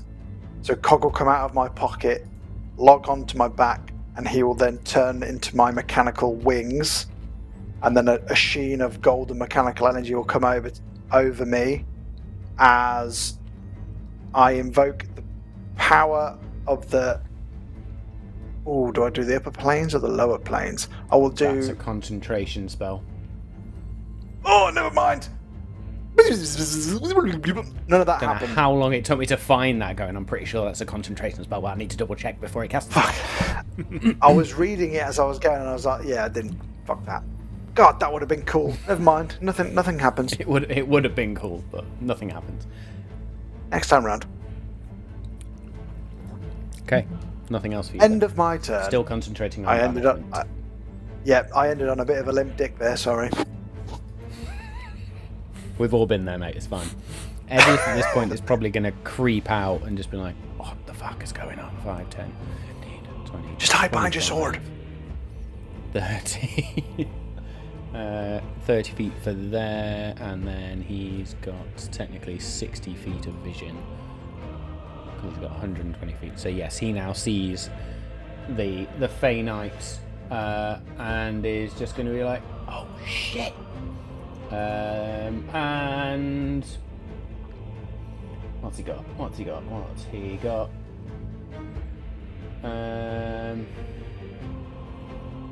He's going to cast Chromatic Orb for a natural 20. Come on.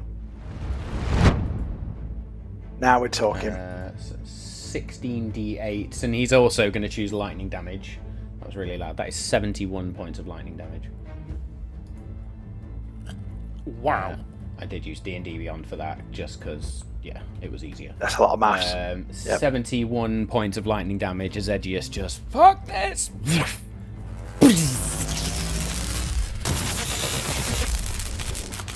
And as lightning crackles around this Fey Knight, you can, anybody that can see it sees that it is dripping with sort of dark, ichor-like blood. And there are sort of little sparks that are bouncing off this metallic armor that it wears. Wow. Not looking good, though. That's impressive. Take that, jackass! I'm an inconsiderate prick. And that's Edius's movement action. What bonus actions has he got for Luke? Bonus action. Can't do that. Yep, he's going to leave it at that. And let's just mark off that he's cast one of those spells. What was that? That was a 6th level Chromatic Orb. That was his 6th level spell slot. Very good. It is then the Fey Knight's go. The only person it currently can't see is Jewel.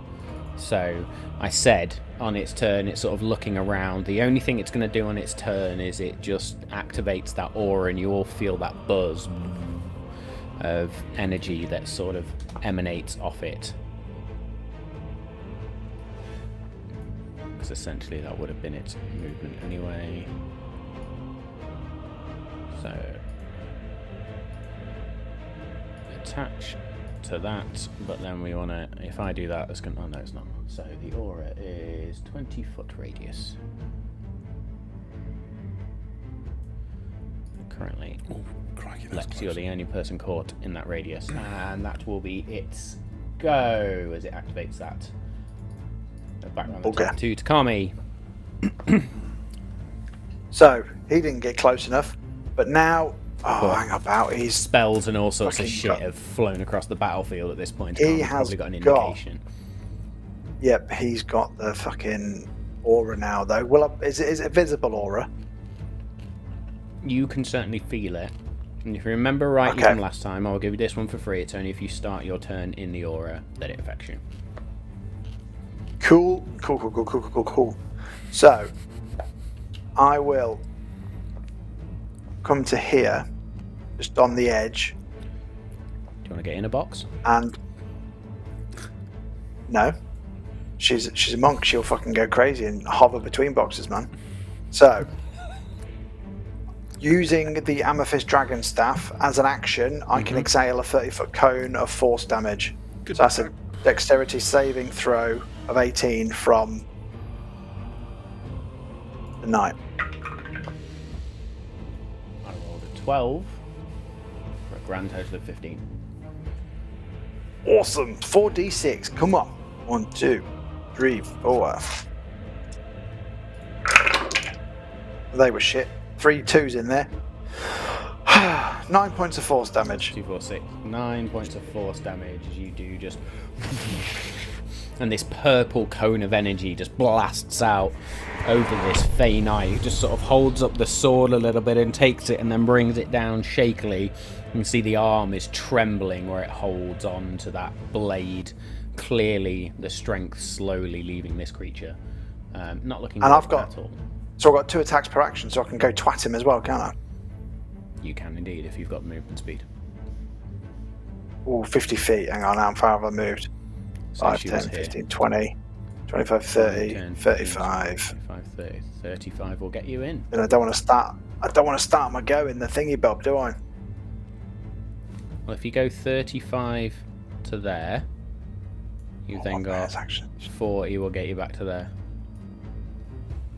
So yeah, up to you. Fuck it. I'm going to get a running swing at him. Okay, so you dart in at this point and then... With a 30 to hit. 30's absolutely going to hit. Jesus. Dave's done a Danny. It's everywhere. I was trying to put dice on. Oh man, I keep rolling shit on the damage. 9 points of bludgeoning damage, but 9 the points of bludgeoning damage. Amethyst Dragon Staff does have the topple property, Okay. which is, I'm going to have to Google it again now. You've got to make a Constitution saving You throw can click on it. or be prone. It's not. I can't use a character sheet. Can I? Can No, you see if it? if it doesn't say it on her character sheet, she doesn't have it. So, So if the Okay, so weapon is not starred, you don't have a weapon mastery on D&D Beyond. Despite Right, it having okay, a then I property, will- she's not mastered. I will not be doing that then. Okay. You can, however, spend a key point to make 2 more strikes. I'll definitely do that then. Yeah, I'll spend a pummel focus ground. point. That's what As a they bonus rebranded to, action. innit? Focus points. Focus point, yep. You've not used your Spend bonus a action focus yet, have you? point. No. No, I used an action to do the dragon's breath, an action to hit him. Oh, technically, the dragon's breath should have been your whole action. But because I fucked that. In fact, do you know what? We'll do this because we can correct this. So you used dragon's breath as your action. You get 2 attacks, 2 melee attacks per action. Technically, you've cast a spell, your breath weapon there.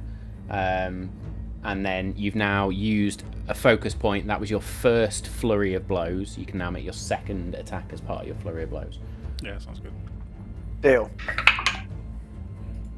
29 to hit. Absolutely going to hit. Roll better on the damage. Oh, I rolled a 1 on the damage. 8 more points of damage. 8 more points of damage. Keep rolling good to hit and shit on damage. However, 8 as Takami runs in and that second strike caves in and dents the helmet. And as it dents the helmet, you just hear this.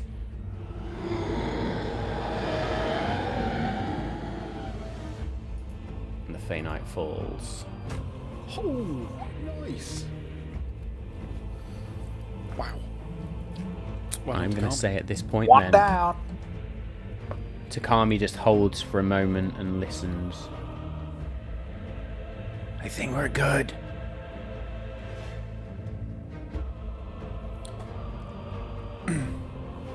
We're out of combat. Nice. Okay. I can't hear anything else coming. I thought you said there was another one of those big guys. I can hear it, but it's a way off. You hear it off in the distance again. You just hear this faint. Look, let's try and go straight ahead. So Joe's going to jump down and go up to Takami and then try and look if there's something straight ahead. Okay, I'll say you all hold for the rest of the minute. Yeah. To allow Lex to sort of finish on that spell. And the concentration goes, and that's Fomorian or corrupted Fomorian of some sort does not return. I'm very disappointed you got rid of that, because there's a few like capabilities of that Fomorian that I was really looking forward to using. But There's still another one. anyway, Well, you never know.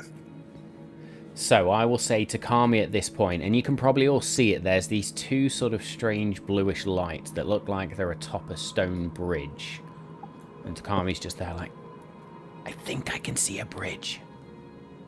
I think. It's got the lights on it, look. I can't see one of those creatures, so let's go to the bridge.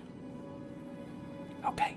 After you, Fine. Still with her hood up, I'll go with you. so Takami she'll will sort of... start walking over to there. Okay, make me stealth checks. Stealth check. 23. Yes.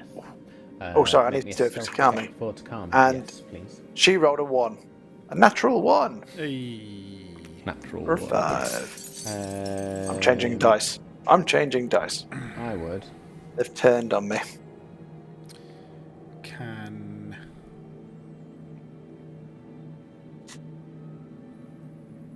Okay. Still not enough for me to see you if I do that as a group stealth roll. I was going to say, I can always give the help action I rolled if I an see 11. that Takami is going to trip on something. Takami does trip anyway, so you don't get seen, but we'll allow it if you're going to do the help action, so Takami can have another shot at the stealth roll. Yes. And sort of catch her and just... 22.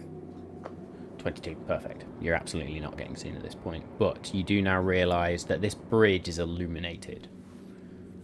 So the sides of the bridge provide light. You get the impression if you walk across this, anything that can see this light is probably going to be able to see you. Takami, are we going to get seen? Are we just going to have to leg it? Or we could crawl. She looks down at where Jewel is basically on the floor, like, that's what I was going to do. You're already doing it. I was just like, okay, crack on. Yeah, let's go. I'll stay here for a minute. You tell me what's on the other side. Okay. And Takami sort of beckons to the others to sort of follow up. We will make the rest of the group stealth check. I will roll for Edgius. If Lex and Callum can be rolled for, please. Callum can indeed. 18 for Lex. Come on. Edgius got a natural 1, but I believe he's got reliable talent.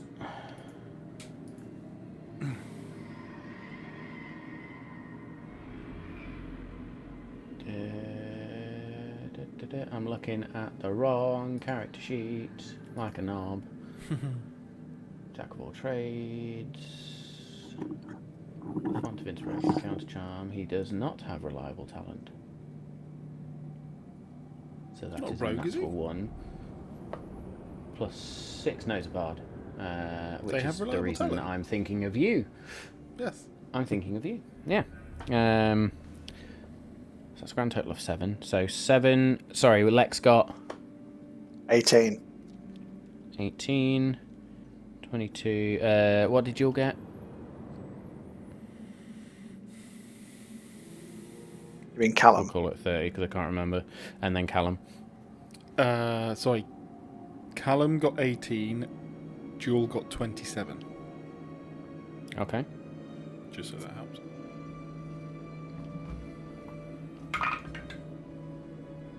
Still remain unseen then.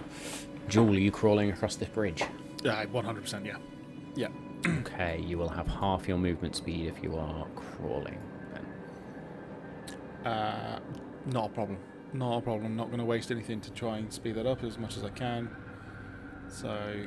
20, 25, 30, 35. I think. 5, 10, 15. Oh, sorry, yeah. 25, So if I 30, need 35, to... yeah.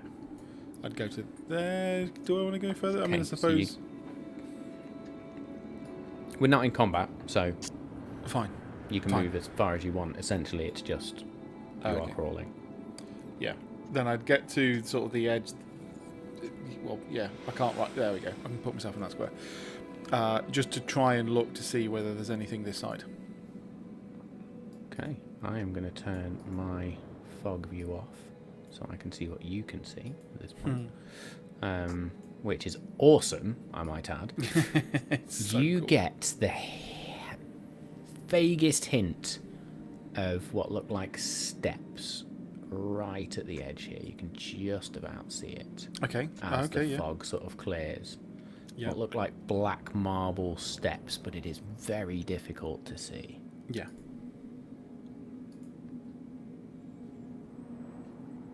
Okay. I will say Takami does crawl at this point over the bridge then, and sort of commando crawls up next to you. Wow. Okay, can you see the archway? Remember, no, you could only see the marble steps. I can only see some steps. Is the archway up the steps? She taps you on the arm. I think I see it. Okay. The throne. There's a crystal. I see it. Okay, great. How do we signal to the rest of them, or do I have to go back for them? Oh, at that point, you'll get a message in your head from me.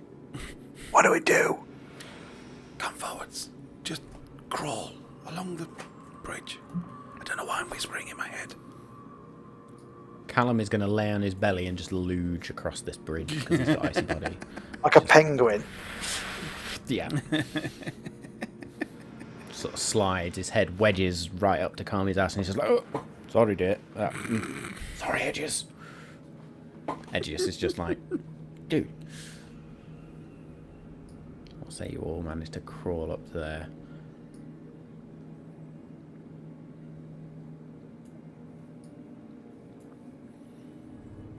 And Edgius at this point would also be going, okay, I see it. There's the throne. Also looks like there's...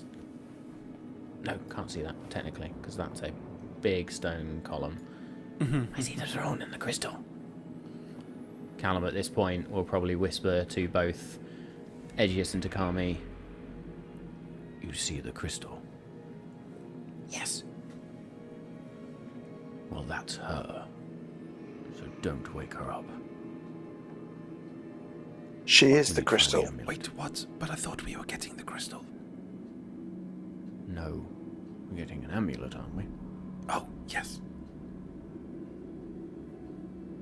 Wait.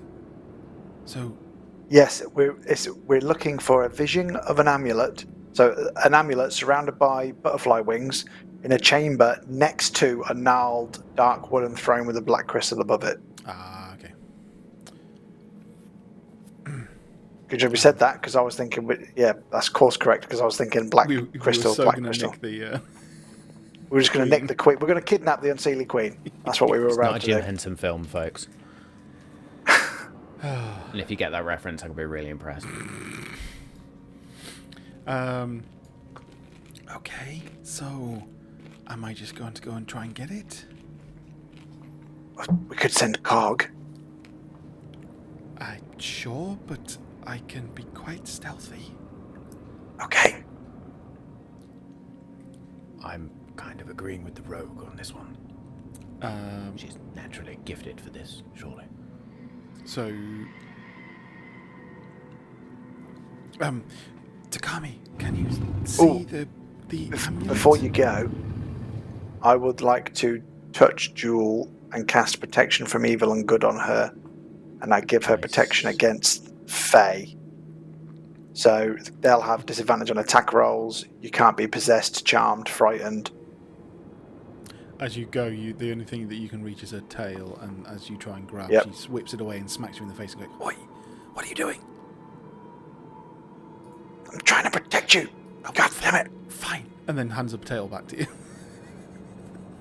I'll yank it.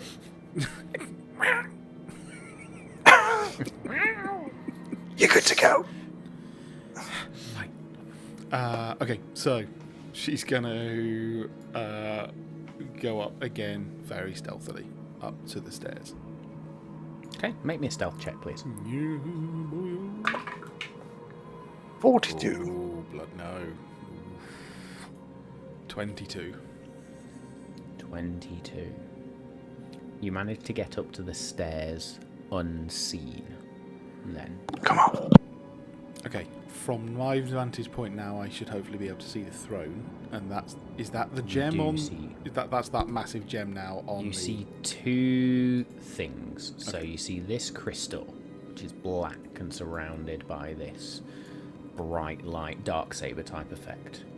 You see a strange gnarled tree with a single dark bloom growing from it. Mm-hmm. And then on a low marble pillar, you see a butterfly-shaped amulet. Okay.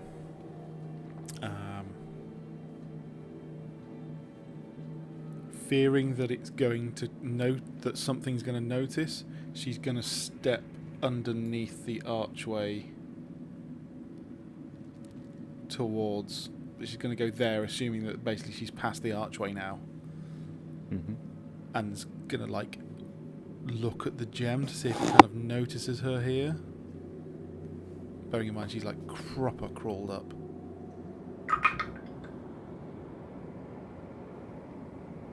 The gem just seems to gently pulse steadily, as it For- has been. The first time in a very long time, Jules just going to wrap her hand in her cloak, and like an ethereal glove made of stars, dim stars, is going to just appear and going to go and try and grab the amulet. And she is. I'm assuming I still have that, by the way. I'm just going to double check. Is that maybe- part of your... Oh, maybe I don't actually anymore. Oh yeah, Phantom's Grasp. I get an Yeah. ethereal hand. It's from the Veil Weave cloak, hence she weaves her hand into the cloak, and it's I can't remember what it's similar to, but Mhm. Phantom Wank, apparently. oh yeah, that as well. Mage hand is Phantom what Grasp. you're So going you for. get the ethereal hand that can pick stuff up. So she's going to try and grab that. So it's an invisible mage hand. So you use them. That's as the sort one, Mage Hand. I was trying to think control what it was. it. Yeah. Make me a sleight of hand check with advantage, please. Fucking hell. Yes. 26. 26. Your spectral hand lifts the amulet up and slowly but surely sort of carries it over. And because you rolled so high on the sleight of hand, the chain that is attached to it doesn't even jingle or tinkle. You just manage to pull it over to yourself, and then I'll say you wrap it in your cloak Yeah. to keep it quiet. And then she looks at the flower that we were meant to get, that we don't have to anymore, and then is super curious as to whether we should get it or not.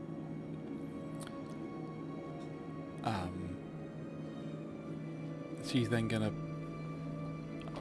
I'll say, so that she can continue to use her hand and cloak, she will then very carefully put the amulet into her bag. Okay. Do you touch the amulet? No. Very, very carefully using, again, the mage hand to put that in. Mage hand presumably lasts like a minute or something. Probably.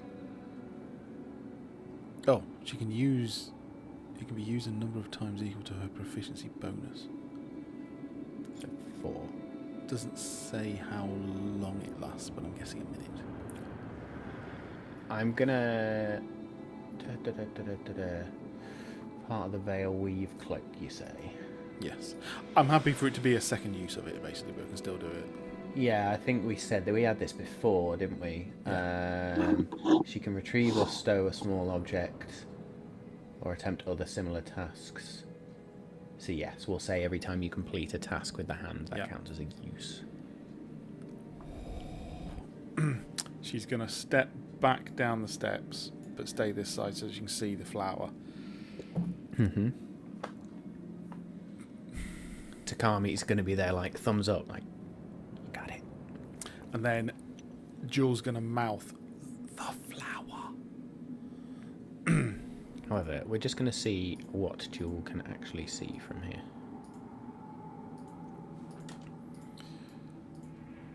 Ah, cool. So, Just Takami's there out of doing interest, I've got 60-foot dark vision, I know, which is halved. half to 30. That doesn't seem like 30 though. 5, 10. It's 15, because 20, I've got it 25. soft. Ah. I've Yeah. played around with the settings a bit. So if I stuck it on that 30 5, 10, feet, because it's 15, 20, 30 feet 25. directly from you. From the centre, it is. No, that's cool. So Switch it back to the other one. technically, I prefer the softer light. Like, No, technically, with 100%. 30 feet, you'd just be able to see Takami if I put her back on, like, there, and turn off her light. You'd probably Okay. just see Takami, just like... Yeah, no, that's fair. And then so I'll be like, the flower.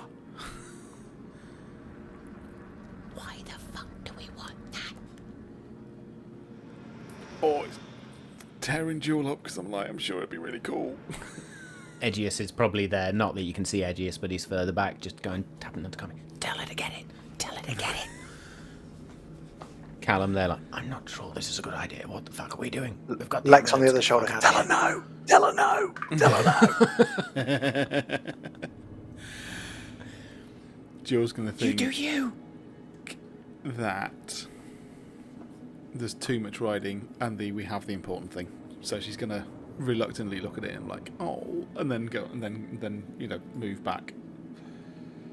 Good. So you crawl back. Yeah. And as we then turn everybody back on, I really wanted to get the Boom. flower just to really piss him off.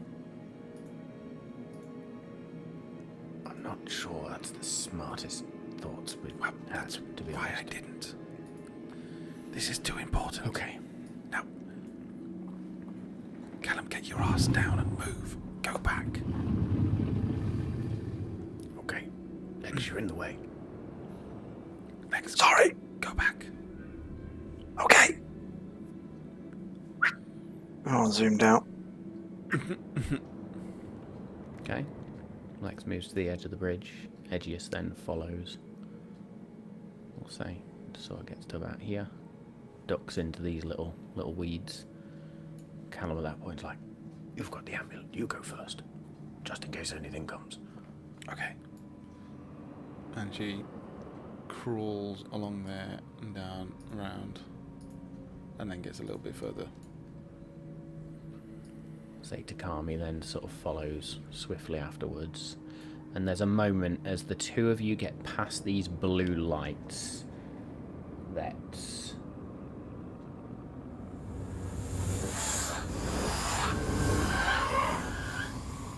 you all hear this strange sort of sound coming back from the crystal. And in that moment, as this sounds out, and then there's a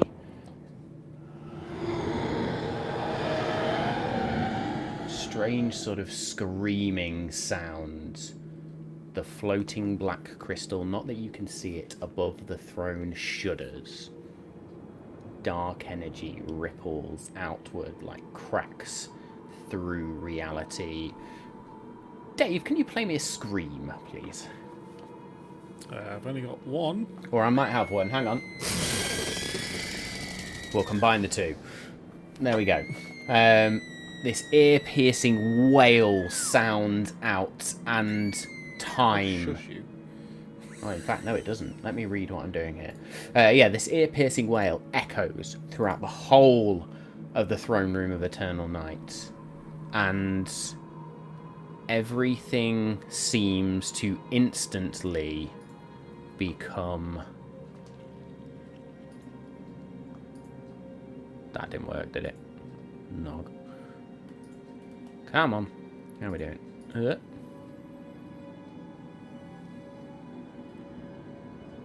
I'll sort my life out in a minute, folks. There we go. Everything lights up. You can all now see. And at this point, as this happens on the bridge between you and Callum, a strange shadow begins to form and rise. This dark individual. Did I create it? No, I didn't. So again, I'm going to have to keep the tension going. So I very quickly... Oh, I really want to leg it. I bet you do. I bet you do. Please tell me. I did. What a fucking beauty. This strange shadow then rises as shadows begin to wrap around it as well, and it takes form, humanoid form, this long flowing dark cloak around it, and in its hand a dark black bow. And you just hear Callum shout at you all, "Run! It's the huntsman! Run!" What the fuck is going on here?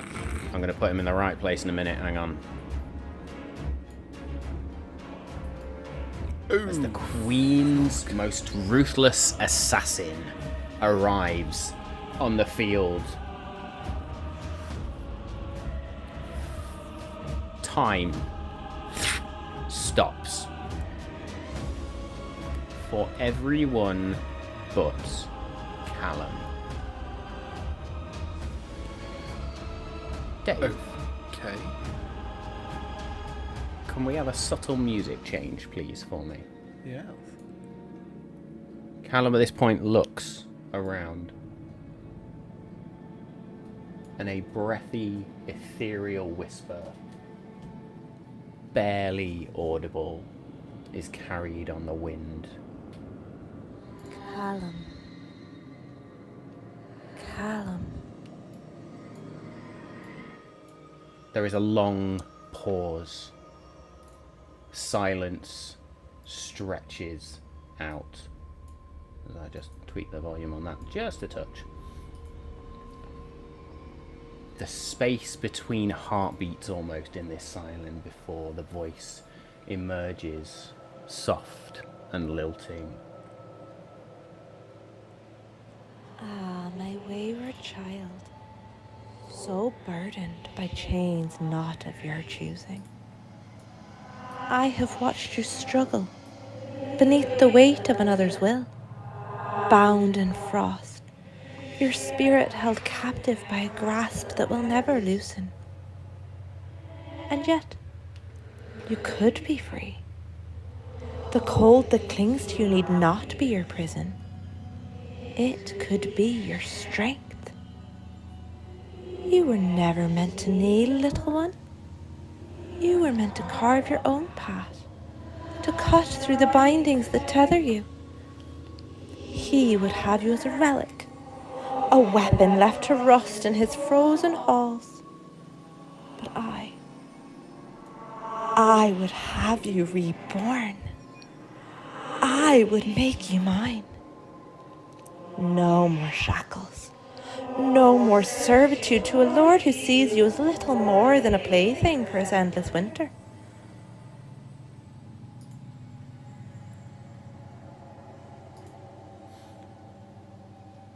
Callum looks back towards that dark crystal.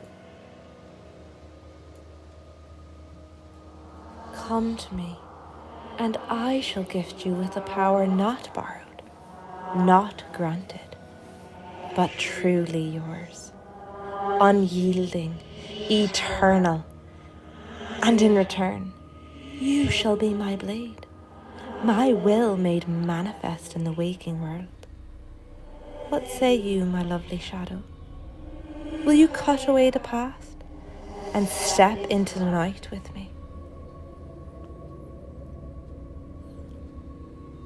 Callum turns and looks. That crystal pulsing with dark energy. Instinctively in his mind, he knows now he truly speaks with the greatest power in this Unseelie Court. the Queen of Air and Darkness herself. Her power is dark, but it is great, and he feels that power. Her voice, like a caressing whisper, and he shudders as that energy just sort of washes over him, but then turns and opens those pink eyes once again to greet the crystal. I hear you, my queen. What assurances do I have that you will be any better than the Lord of Winter? I came to the Feywild seeking help, seeking family. A lost little boy. And all that I've been given is strife. The darkness swirls, the shimmer of twilight, reflecting in unseen eyes. The Queen's voice sounds again, but remains gentle, coaxing. Yet there's a sense of something colder in there, an amusement at the defiance that Callum shows, and a knowing patience. Where am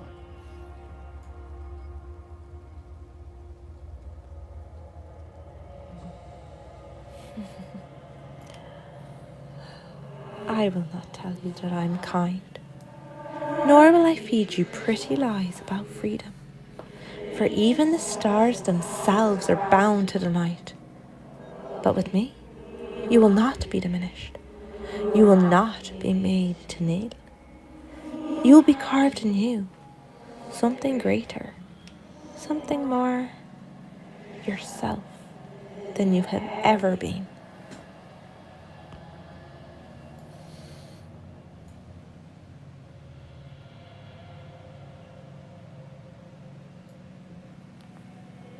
If you would be mine, Callum, take this bloom and let the night claim you.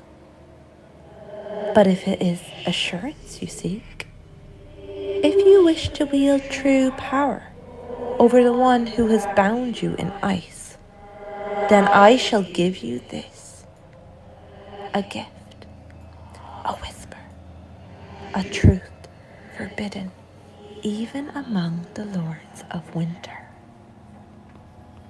The air grows thick, thrumming with this unseen power. That unseelie bloom begins to unfurl in the dark, the petals of shadow tinged with this violet blue radiance. And then there is a hush, deep and full of promise. But a single word laced with power as old as the darkness itself then sounds out 3 times. Arc Tenebris. Arc Tenebris. Arc Tenebris. Callum recognizes this instantly. A name. A weapon. A shackle itself that could be broken if only he had the will to wield it. There, little shadow. A name is power, and his is now yours to hold. Will you use it to shatter the frost that clings to you? Or will you turn away and let your story be written in another's hand? She waits. The bloom glows in the darkness. And the air hums with fate. Callum's eyes widen as he feels the power in that name. And in his mind he feels this tormented scream.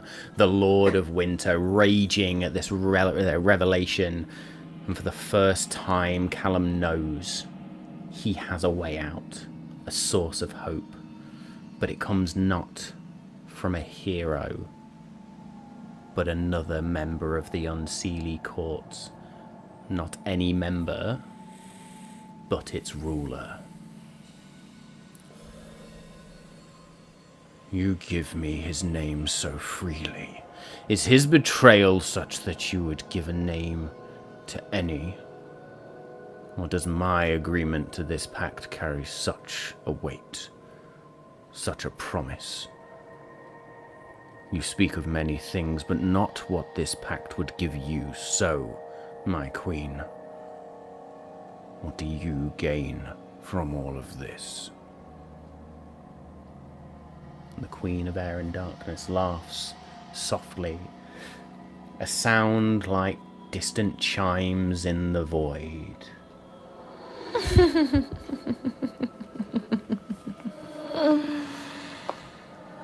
Ah, clever little shadow.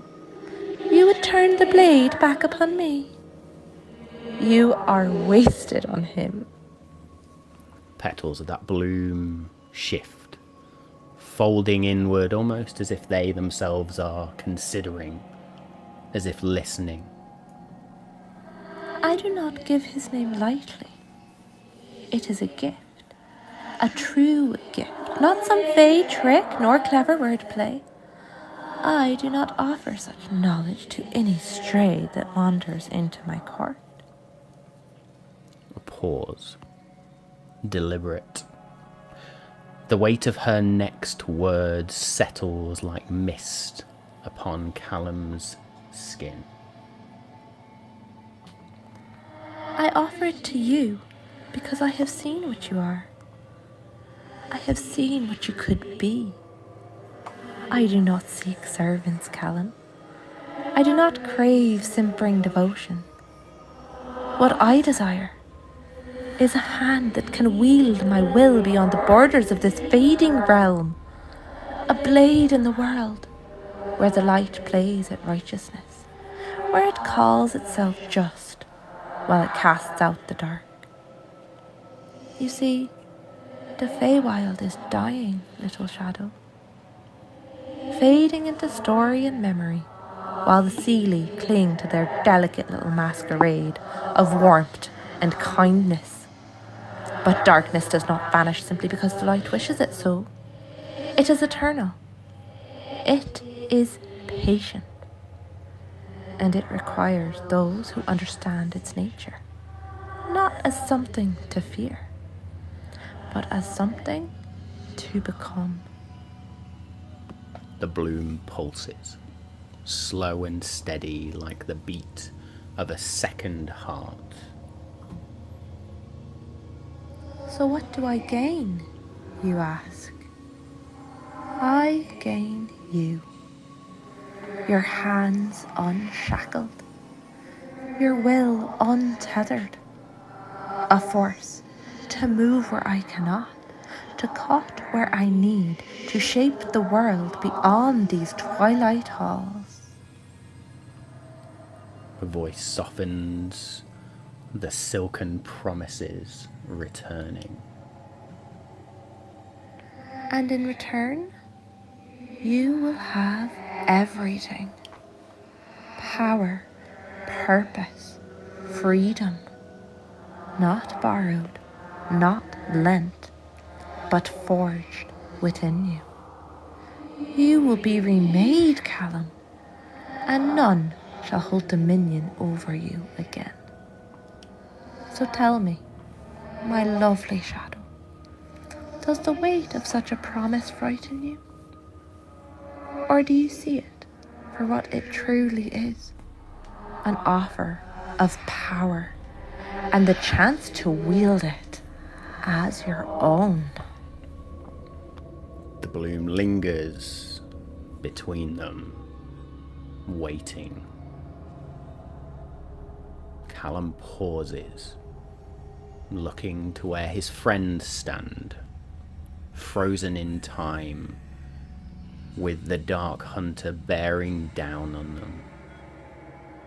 He looks to the bloom, to the crystal, and then up to that sky of eternal night. Is this his way out? Can he become more than just a puppet? Can he become a champion? A hero, even? Or will this power make him a villain? He looks to the Midnight Hunter once more, and turning and walking back towards that archway, he reaches for the bloom. If you will free me from this bond, this icy tether, then I will be your blade. I will be your will in the material world. I accept your offer, my queen. And his fingers brush against the petals of that unseelie bloom, and as they do so, that darkness moves and shifts. It does not lurch or strike, but almost just caresses him as if it's always been waiting for him to take this step. The air hums with power, thick and cloying, a whisper of something ancient curling around the edges of reality itself. And the Queen's voice, softer now, but no less commanding, caresses the air like silk spun in shadow. My beautiful shadow, my blade, my will. The bloom itself unfurls beneath his touch, its petals turning from black to that luminous violet, drinking in that lightless sky above. A warmth. No, not warmth. Something else, something richer than mere heat. But it floods Callum's veins, no longer the numbing cold of Arctenebrus's grip, nor the sharp bite of winter's edge. Something deep, something that sears in a way that does not burn, but brands. You are unmade, and now you are reborn. The frost that clung to Callum's bones, to his body, that gnawed at the edges of his soul, shatters. This soundless crack rippling through the air, and for a fleeting moment a distant roar echoes, an ancient, furious presence sensing the severance of its claim. The power of the Lord of Winter is wrenched away, that unseen shackle turning to dust in an instant. And in their place, something new forms. Dark veins of power begin to thread through Callum's skin, not of ice, but of something deeper, something that does not freeze, but instead devours the light. His shadow itself stretches, lengthening unnaturally, no longer bound to the rules of the waking world. And within him, at the very core of his being, he feels it. A presence, not looming, not suffocating, but waiting, expectant. A force that will not command, but will answer when he calls. And as Callum pulls his shirt aside where those veins bleed up his chest, the twisting dark line turns to thorns. And a tattoo forms of a black rose across his heart.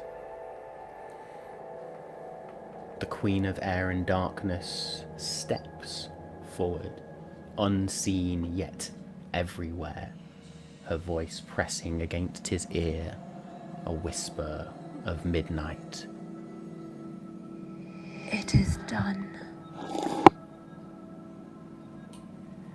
And now, my lovely shadow, rise. Take your blade. Take my will and let the world see what it means to walk in the dark, unchained. The last remnants of that bloom vanish, dissolving into nothing. But its mark is left now, forever etched into him. The dark crystal atop that throne pulses once, twice, and the world lurches back into motion, the frozen moment resuming. That dark hunter is moving again, bearing down on Callum's friends, unaware now that this battlefield has changed. Callum has changed. And now, it's time for Callum to wield the Queen's will. And we are going to get straight back into that scene now, with the Dark Hunter in the middle of the bridge between you all. I'll say it again at the end, but massive shout out to Nikki from Mystic Quill. Thank you so much for that. Was just awesome. The whole thing. I was really hoping he'd take a deal, just because I mean, it might be shit for us as characters, but that's fucking cool for Danny, I tell you. I mean, the only thing that I would, I mean, I hope that means that he can also still get his dad-ish father figure back. Does that also mean he's like level 20 now and we're going to kick ass? No, but I suppose I do need to send you a new character sheet, Dave. Oh, fucking hell. Good luck with that on the fly. That'll be fine. Does that mean if he's got the power simpler. now, is he like a shadow sorcerer now? I'll still be warm. Same as Edges. I assume. No, But it's going to be I'll see if Dave can access this, and then Oh, where are we sending it? we shall go from there. I'm sending it on Signal when I can get it to work. No, that's absolutely fine. I might as well get it back up and just hope that... Oh, there we go. It came up on the right screen. There you go. No. So not Callum yet. also has a new title. Callum Vlairfleur. He is now the Blade of Air and Darkness. And I think as you look back, you notice that Callum has drawn that Gilbalban blade that was gifted to him back on the Crystalline Isle. And it pulses with darkness. Oh, I'm guessing therefore he's kind of more in tune with that. Back to right the now. blades. Yep. Okay. He is fully packed out blade-wise, and lots of different things he can do with Misty Step, all sorts of crazy shit he can now do. But we will get into that. So in this moment, I'm going to say, Julie, you are leading the pack. What are you doing? Not knowing any of the things that have just happened, she's going to, with feline agility and whatever else she needs, is going to be legging it for that portal. Which, Okay. considering she has, if you do everything, 30, 60, double it for 120, can just, like, nail that portal. Hoping it's still there. So, yeah, it's literally just like, peace out, guys, and just fucking run. So I'll say you, like Pikachu, casting agility, not casting agility, using agility. And you run up to the Fey portal. It is inert, but as you reach it, you feel your bag on your hip jump. So as I reach it, I will then grab it out, which means that it is without any question, I touch it, and I touch the amulet. Okay. As you touch it, then there's a brief flash where your mind is just taken elsewhere. And it's almost too quick. In fact, it is too quick for you to fathom in this moment. But there's some knowledge there that you aren't sure how you're going to tap back into, but something has been granted to you in terms of vision. But you are immediately back, It's and as kinda you like grasp that Feywild Amulet... It's kind of like a weird headache that tastes like ozone in her nose, and she's like, God, Yeah. that was a bit weird. And then we'll basically, instinctually like try and bring it towards the portal, or like, if that doesn't work, touch it on the side, feeling this might be a key. Absolutely. So as you hold it out, there is this pulse of energy, and portal appears in front of you. As you reach there, Yeah. the hunter at this point is drawn the bow. So that's a very interesting point. She will have used her. I don't actually. Sorry, can I just double check how far that was again? So I was can indeed. there. Oh, perfect. So if I use feline agility, I can do that as an action.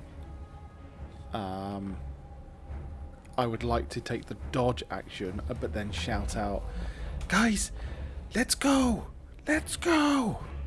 And she's gonna not assume, but she's gonna be worried that the portal will only stay up if she's here with it, so won't go through without everyone else.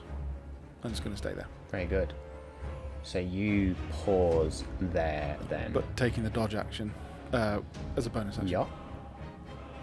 Very good. As you do take that dodge action as a bonus action then, which will give me disadvantage on my strike when I can actually find the fucking character sheet. I'll get there in a minute. Please hold caller. Technically I can't as a bonus action, but the point is I can actually spin that the other way round, and I can use my bonus action to have dashed and feline agility it, so I use my dodge action. There you Right, got you. Got you. Okay. How's the huntsman going to see through us, through the tree, through the fog to fire at Jewel? How indeed. You can shoot around corners. Gonna full on Might be tracking something. Oh boy. Oh yeah.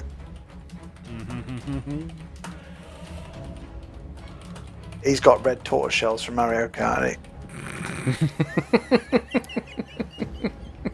Hang on, Mario Kart, Love Pikachu. it. This is brilliant.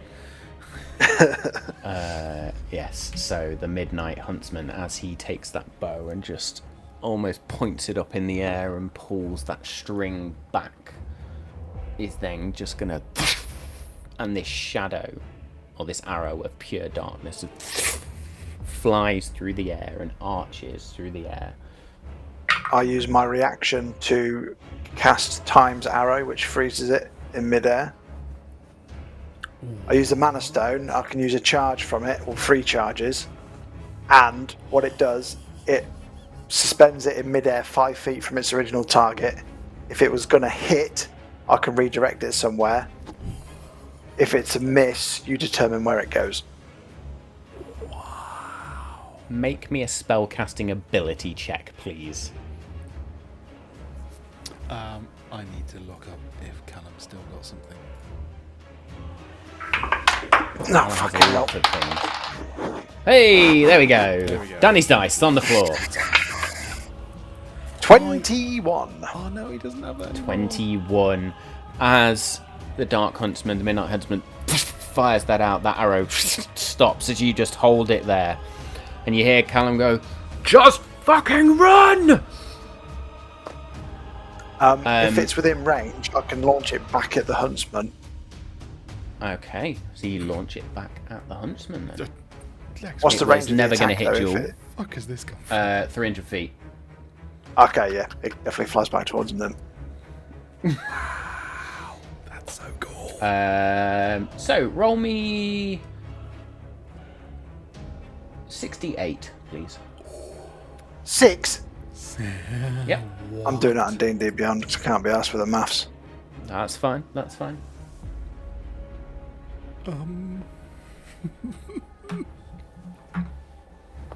Thinking about it. Fucking hell. That's quick, just 16. fucking roll That's that one. pretty shit. 16 plus another 8 on top of that is 24. 24. 24. So this arrow just strikes into the Midnight Huntsman, who doesn't take the full 24 points of damage. Of course not. They are resistant to that damage. Very good. I think for this, let's roll some initiative. Yeah. Of course. So Oh, roll for God. Aegis. Takami rolled a 9, Excellent. and Lex rolled a 15. 15. Aegis rolled an 8 Oh, no, on the dice. Cam's got for a advantage on grand total initiative. of 10. Takami's got it. Stop bouncing out, you stupid prick! Oh, Takami rolled exactly the same. Never mind. Brilliant. What did Callum roll, Dave? 15. Or what did you roll? Which one have you got? No, I've got So- I've got both. 15. Callum for got 15, and Jewel? 10. 10. Oh, dear. Let me roll mine then. Hopefully Callum That's can a just natural cast 20. like fucking teleportation circles now. We can just leave. I need to be So checking. that is 20 plus Dex. 28.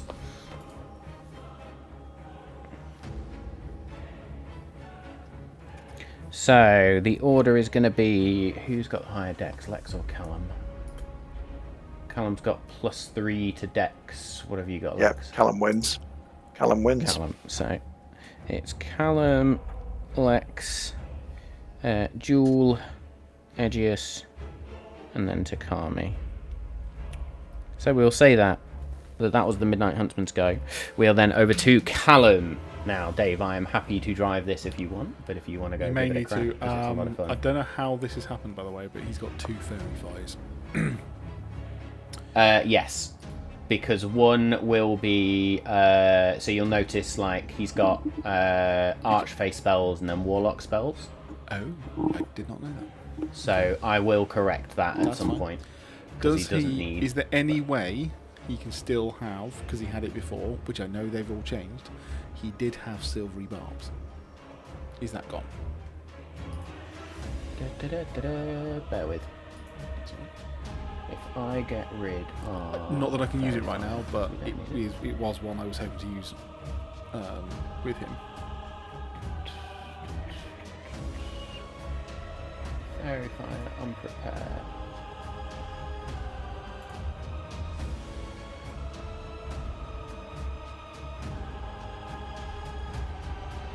What fucking lever is silvery barbs? First level. You might not have it anymore. No, he may not have it anymore. Don't It's think fir- you can have it anymore. It was first level. That's fine. If he can't have it, that's fine. No, doesn't seem to be there. Forgive me. What can he do with Misty Step?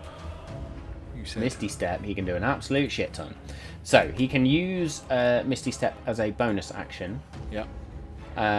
but he now can do things like Refreshing Step, Disappearing Step, Dreadful Step, Taunting Step. So if he does a Disappearing Step, he can step and he will have the invisible condition until the start of his next turn. If he does Dreadful Step, creatures within 5 feet of the space he leaves must succeed on a Wisdom saving throw or take damage, psychic damage. If he does Refreshing Step, immediately after he teleports, himself or another creature within 10 feet can regain 1d10 temporary hit point, or can gain 1d10 temporary hit points. He can also do a Taunting Step, which means creatures within 5 feet of the space he leaves must succeed on a DC 17 saving throw. That doesn't actually say what saving throw that is. So we're going to say fucking Wisdom saving throw again, or have disadvantage on attacks against any other creature. Yeah, it's a Wisdom saving throw, it just doesn't call it out in that. That's fine. So yeah. I would like to do the one where he's going to run up to this Dark Knight and then Bamf away, giving him that Okay. roll, which was the Dreadful Step. Do you want Dreadful Step to take the psychic damage, yeah? Yeah. So you run up, I'm going to say Callum's going to run up and go, Okay then, my queen. Show me how this works. and just steps into shadow, almost rolls into the shadow of the Midnight Huntsman himself, and then you can teleport him wherever you wish within 60 feet, I believe, as part of Misty Step. It's 30, I I think, think it's Misty Step. 30 feet. Misty Step, 30 feet. Yes, it's 30 feet. So he will move to there. This is as a bonus action. He's moved 5, 10. So that then needs to be a DC 17 Wisdom saving throw. I rolled 5 on the dice, which gives me a grand total of 16. Which means he Just takes... fails. Oh my god. 16 points of psychic damage. 16 points of psychic damage. Doesn't take all of it. 15, 20. So he's now moved his remaining movement. Again, I would assume that he also says to everyone as he lands, we need to get out of here now. Yeah, just looks at them like, fucking run. Cannot win this fight. Very good. We are then over to Lex. I will, as is becoming accustomed in the Feywild, try and banish this cunt so we can leave.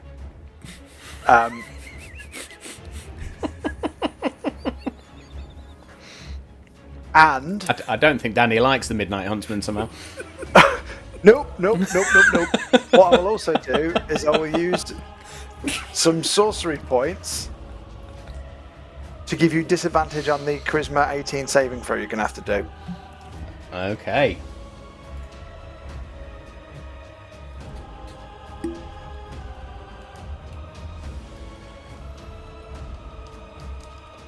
You're going to roll 2 1s. It's going to be delightful. I rolled a 14 and a 5 on the dice, which gives me a total of 15. Yes! You are banished, motherfucker! And So I'm you can see the concentrating more than I've huntsman ever concentrated on anything. Pop a blood pulling vessel in that your bowstring back, and as he pulls it back, just banished and disappears. Ju- Very good. We're going to Jules stay in at this the, then. at the archway, like, And then I will Come on. use my movement speed to fucking 5, 10, Nope. Thanks, 15, man. 20. Get away, Callum! 25, 30, 35, 40. you got 40 feet. As I run past Callum, I'm like, fucking hell, he looks different. As I'm just legging it towards Jewel. Absolutely. Joel very very much was like the do your thing, Alex, as he just boom. Oh, fuck, thank God. with that, we are over to Jewel. Jewel is, again, now that they've gone, and now, but still convinced that she's holding this portal open, is going to be the last one to go through. So we'll continue to take the dodge action on her action. And that's going to be it. Very good. Edgius then. Edgius is just gonna look back at the bridge, and you can see he's there with like shadow blade out to like running it is. And just turns and dashes. So 5, 10, 15, 20, 25, 30. I got the wrong fucking character sheet up again. Yep. So 35, 40, 45, 50, 55, 60 as he runs past Callum and goes, pants, tattoo, and just disappears past Callum. We are then over to Takami. Danny. So, Takami is going. It took me a while, satellite delay. Then I was like, oh shit, that's me. I will also be legging it. She's got 50 feet. 5, 10, 15, 20, 25, 30, 35, 40, 45, 50. And she can do some other shit, can't she? She can do dash, step of the wind as a bonus action. Mm-hmm. And she can take somebody else with her because it's heightened. So she'll grab Lex on the way past and just get them both to where Jewel is. I mean, go through, for the love of God. Oh, fuck it, she's going to launch through. Because Jewel's there like, go. Kami and Lex launch themselves into that portal then. As this happens, you hear the sound of armoured feet. 5, 10, 15, 20, 25, 30, 35, 40, 45, 50, 55, 60, 65, 70, 75, 80 to there. As a Shadow Touch Fey Knight comes from there. A dash. If Yeah. Callum has the Queen's will, can he just 5, tell them all what to 10, do? 15. Is he like 20, Commander-in-Chief now? 25, 30, 35, 40, 45, 50, 55, 60 is this lumbering fucking giant. Oh no. Is he like Vice President of the Unseelie Court now? 70, 75, 80 He's to more of a there. champion at the moment, isn't he? Because he's essentially replaced the Queen's Darkness back. from Campaign 1, the Lord of Winter's brother. He was her right-hand man, wasn't he? That's basically Callum now. Fuck me, yeah. Has he? Or has he just become a Warlock champion of the Raven Queen? Not the Raven Queen, the Queen of Arendelle. Let me speculate, please. It's fine. You never know. Because you're not wrong.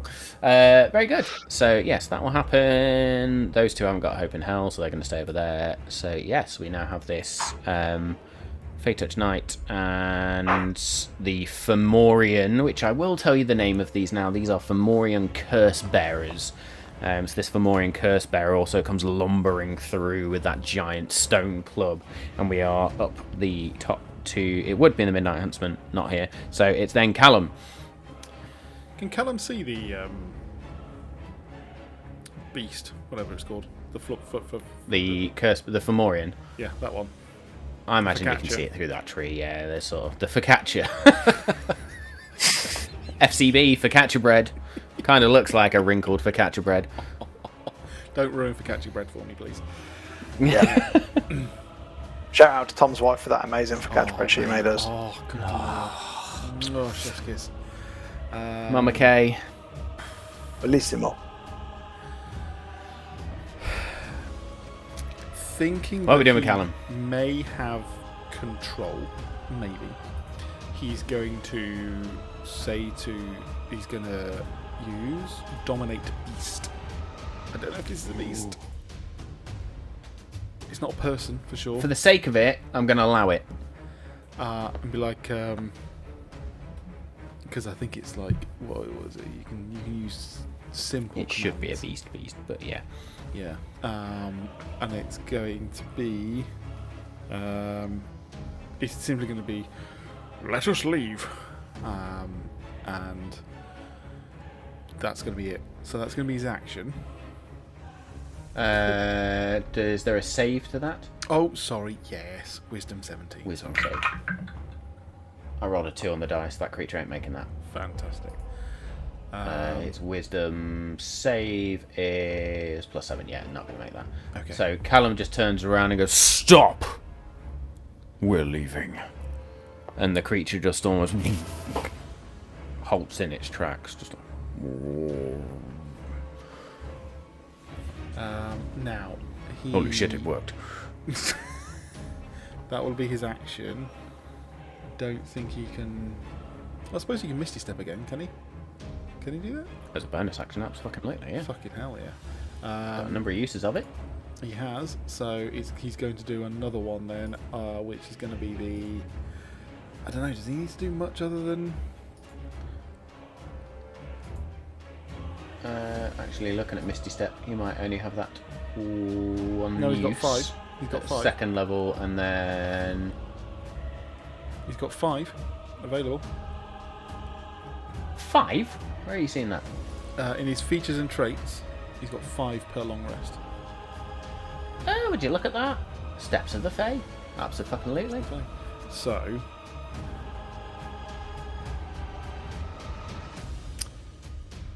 he's going to... You have the So invisible not condition- only can he Misty Step as a bonus action, he can also Misty Step as a reaction. Yes. Yeah. I saw that one. That one was very cool. Okay, I'm not going to try this really. It's just a very normal Misty Step.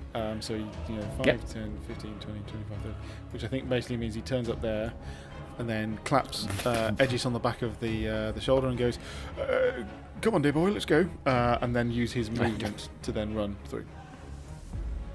So it's almost like Callum is... It's like a scene out of Jumper.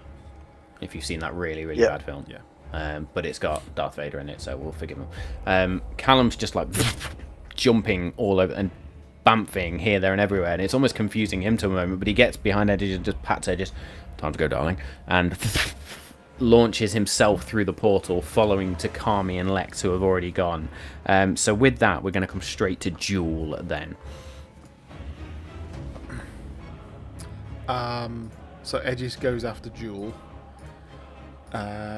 She will therefore hold her action to jump through after Edges. Very good. Edgius then is just going to go, holy shit! Jumps through. And therefore we'll just grab hold of the gem and go, I hope this can come through, and then we'll walk backwards through the portal. So you walk backwards through the portal, and as you walk backwards, that Feywild Amulet just pulses with this aurora-like light. And you step back through, and everything goes dark. I'm going to close that scene now. No longer need it. The last thing she would say as she walks through, because she realises that they've been stealing, is "Thank you." Did you just thank a Fey, Dave? Yeah, she's really shit at it. Always. So you step back through. There's a moment where Lex and Takami's there thinking she's going to land in that chamber where the Veil of Shadow was. And as you jump through the portal, as she jumps through the portal with you, sorry Lex, she sort of turns to you and says, I better not regret that loss. And jumps through. And as you jump through, you land on a bed of blossom. Peach blossom, to be exact. And you feel crisp mountain air around you. As Takami sits up and looks around. Are we home? This looks like home. Are we home? I don't know. The Feywild man it plays tricks. Callum bamps through and just sort of does that weird run. Oh,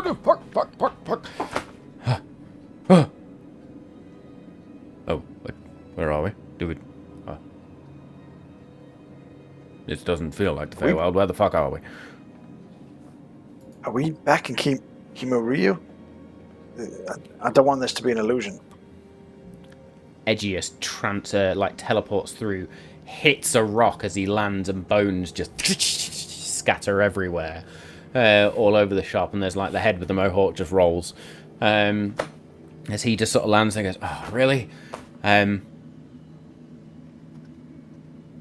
then finally, Jewel, you bamf through the portal and just sort of land there, facing back to the tree where the portal to the Frost Veil was. And instead of seeing a portal to the Frost Veil, you now see just this aurora-like light in the center of this tree, in the center of this portal.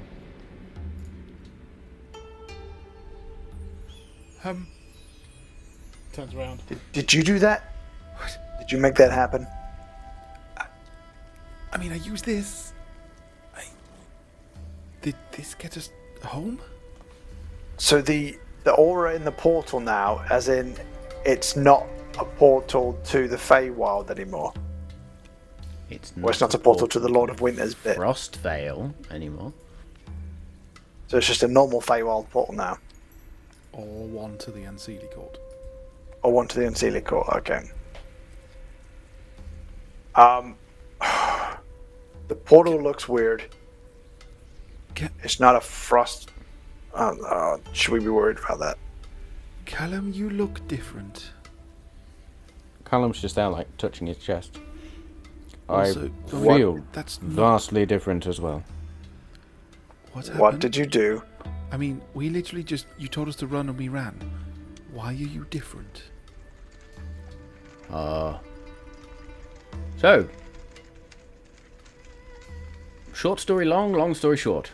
Might have made a new bargain. No longer under the sway of the Frosty Prick. Also kind of got his name. Wait, what? His name? So that means you can use Yes. it to get your dad back, right? Can you? I can think of a good many things I'm going to use that name for. But, Wait a minute. you those said- you shackles said didn't you- come off without a price. I was going to say that you told us all not to make a deal, and then you did one.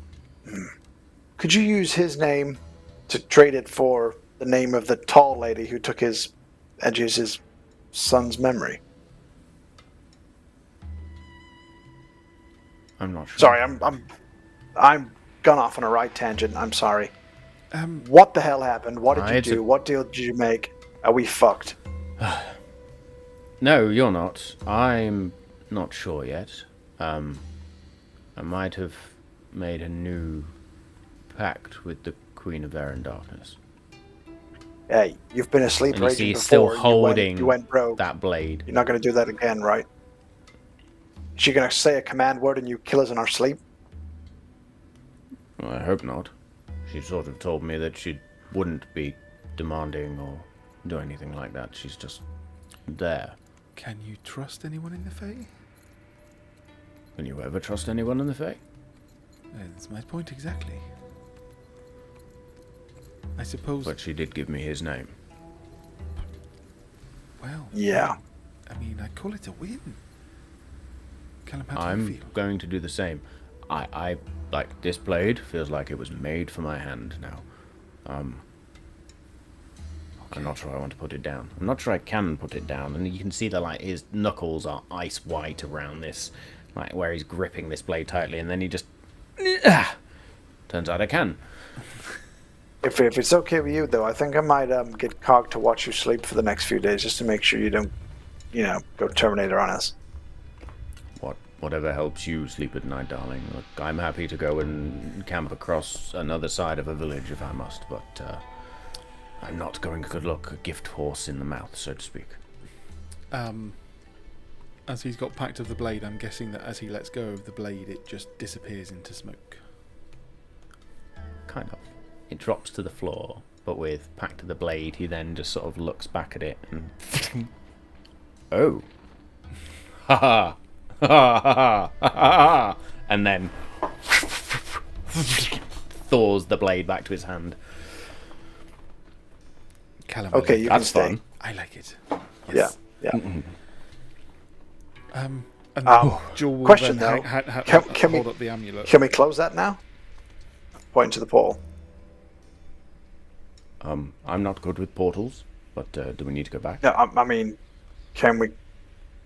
Do we need to keep it open? We were keeping it open for the Lord of Winter. We don't really need to now, do we? Well, Oh, he can fuck off.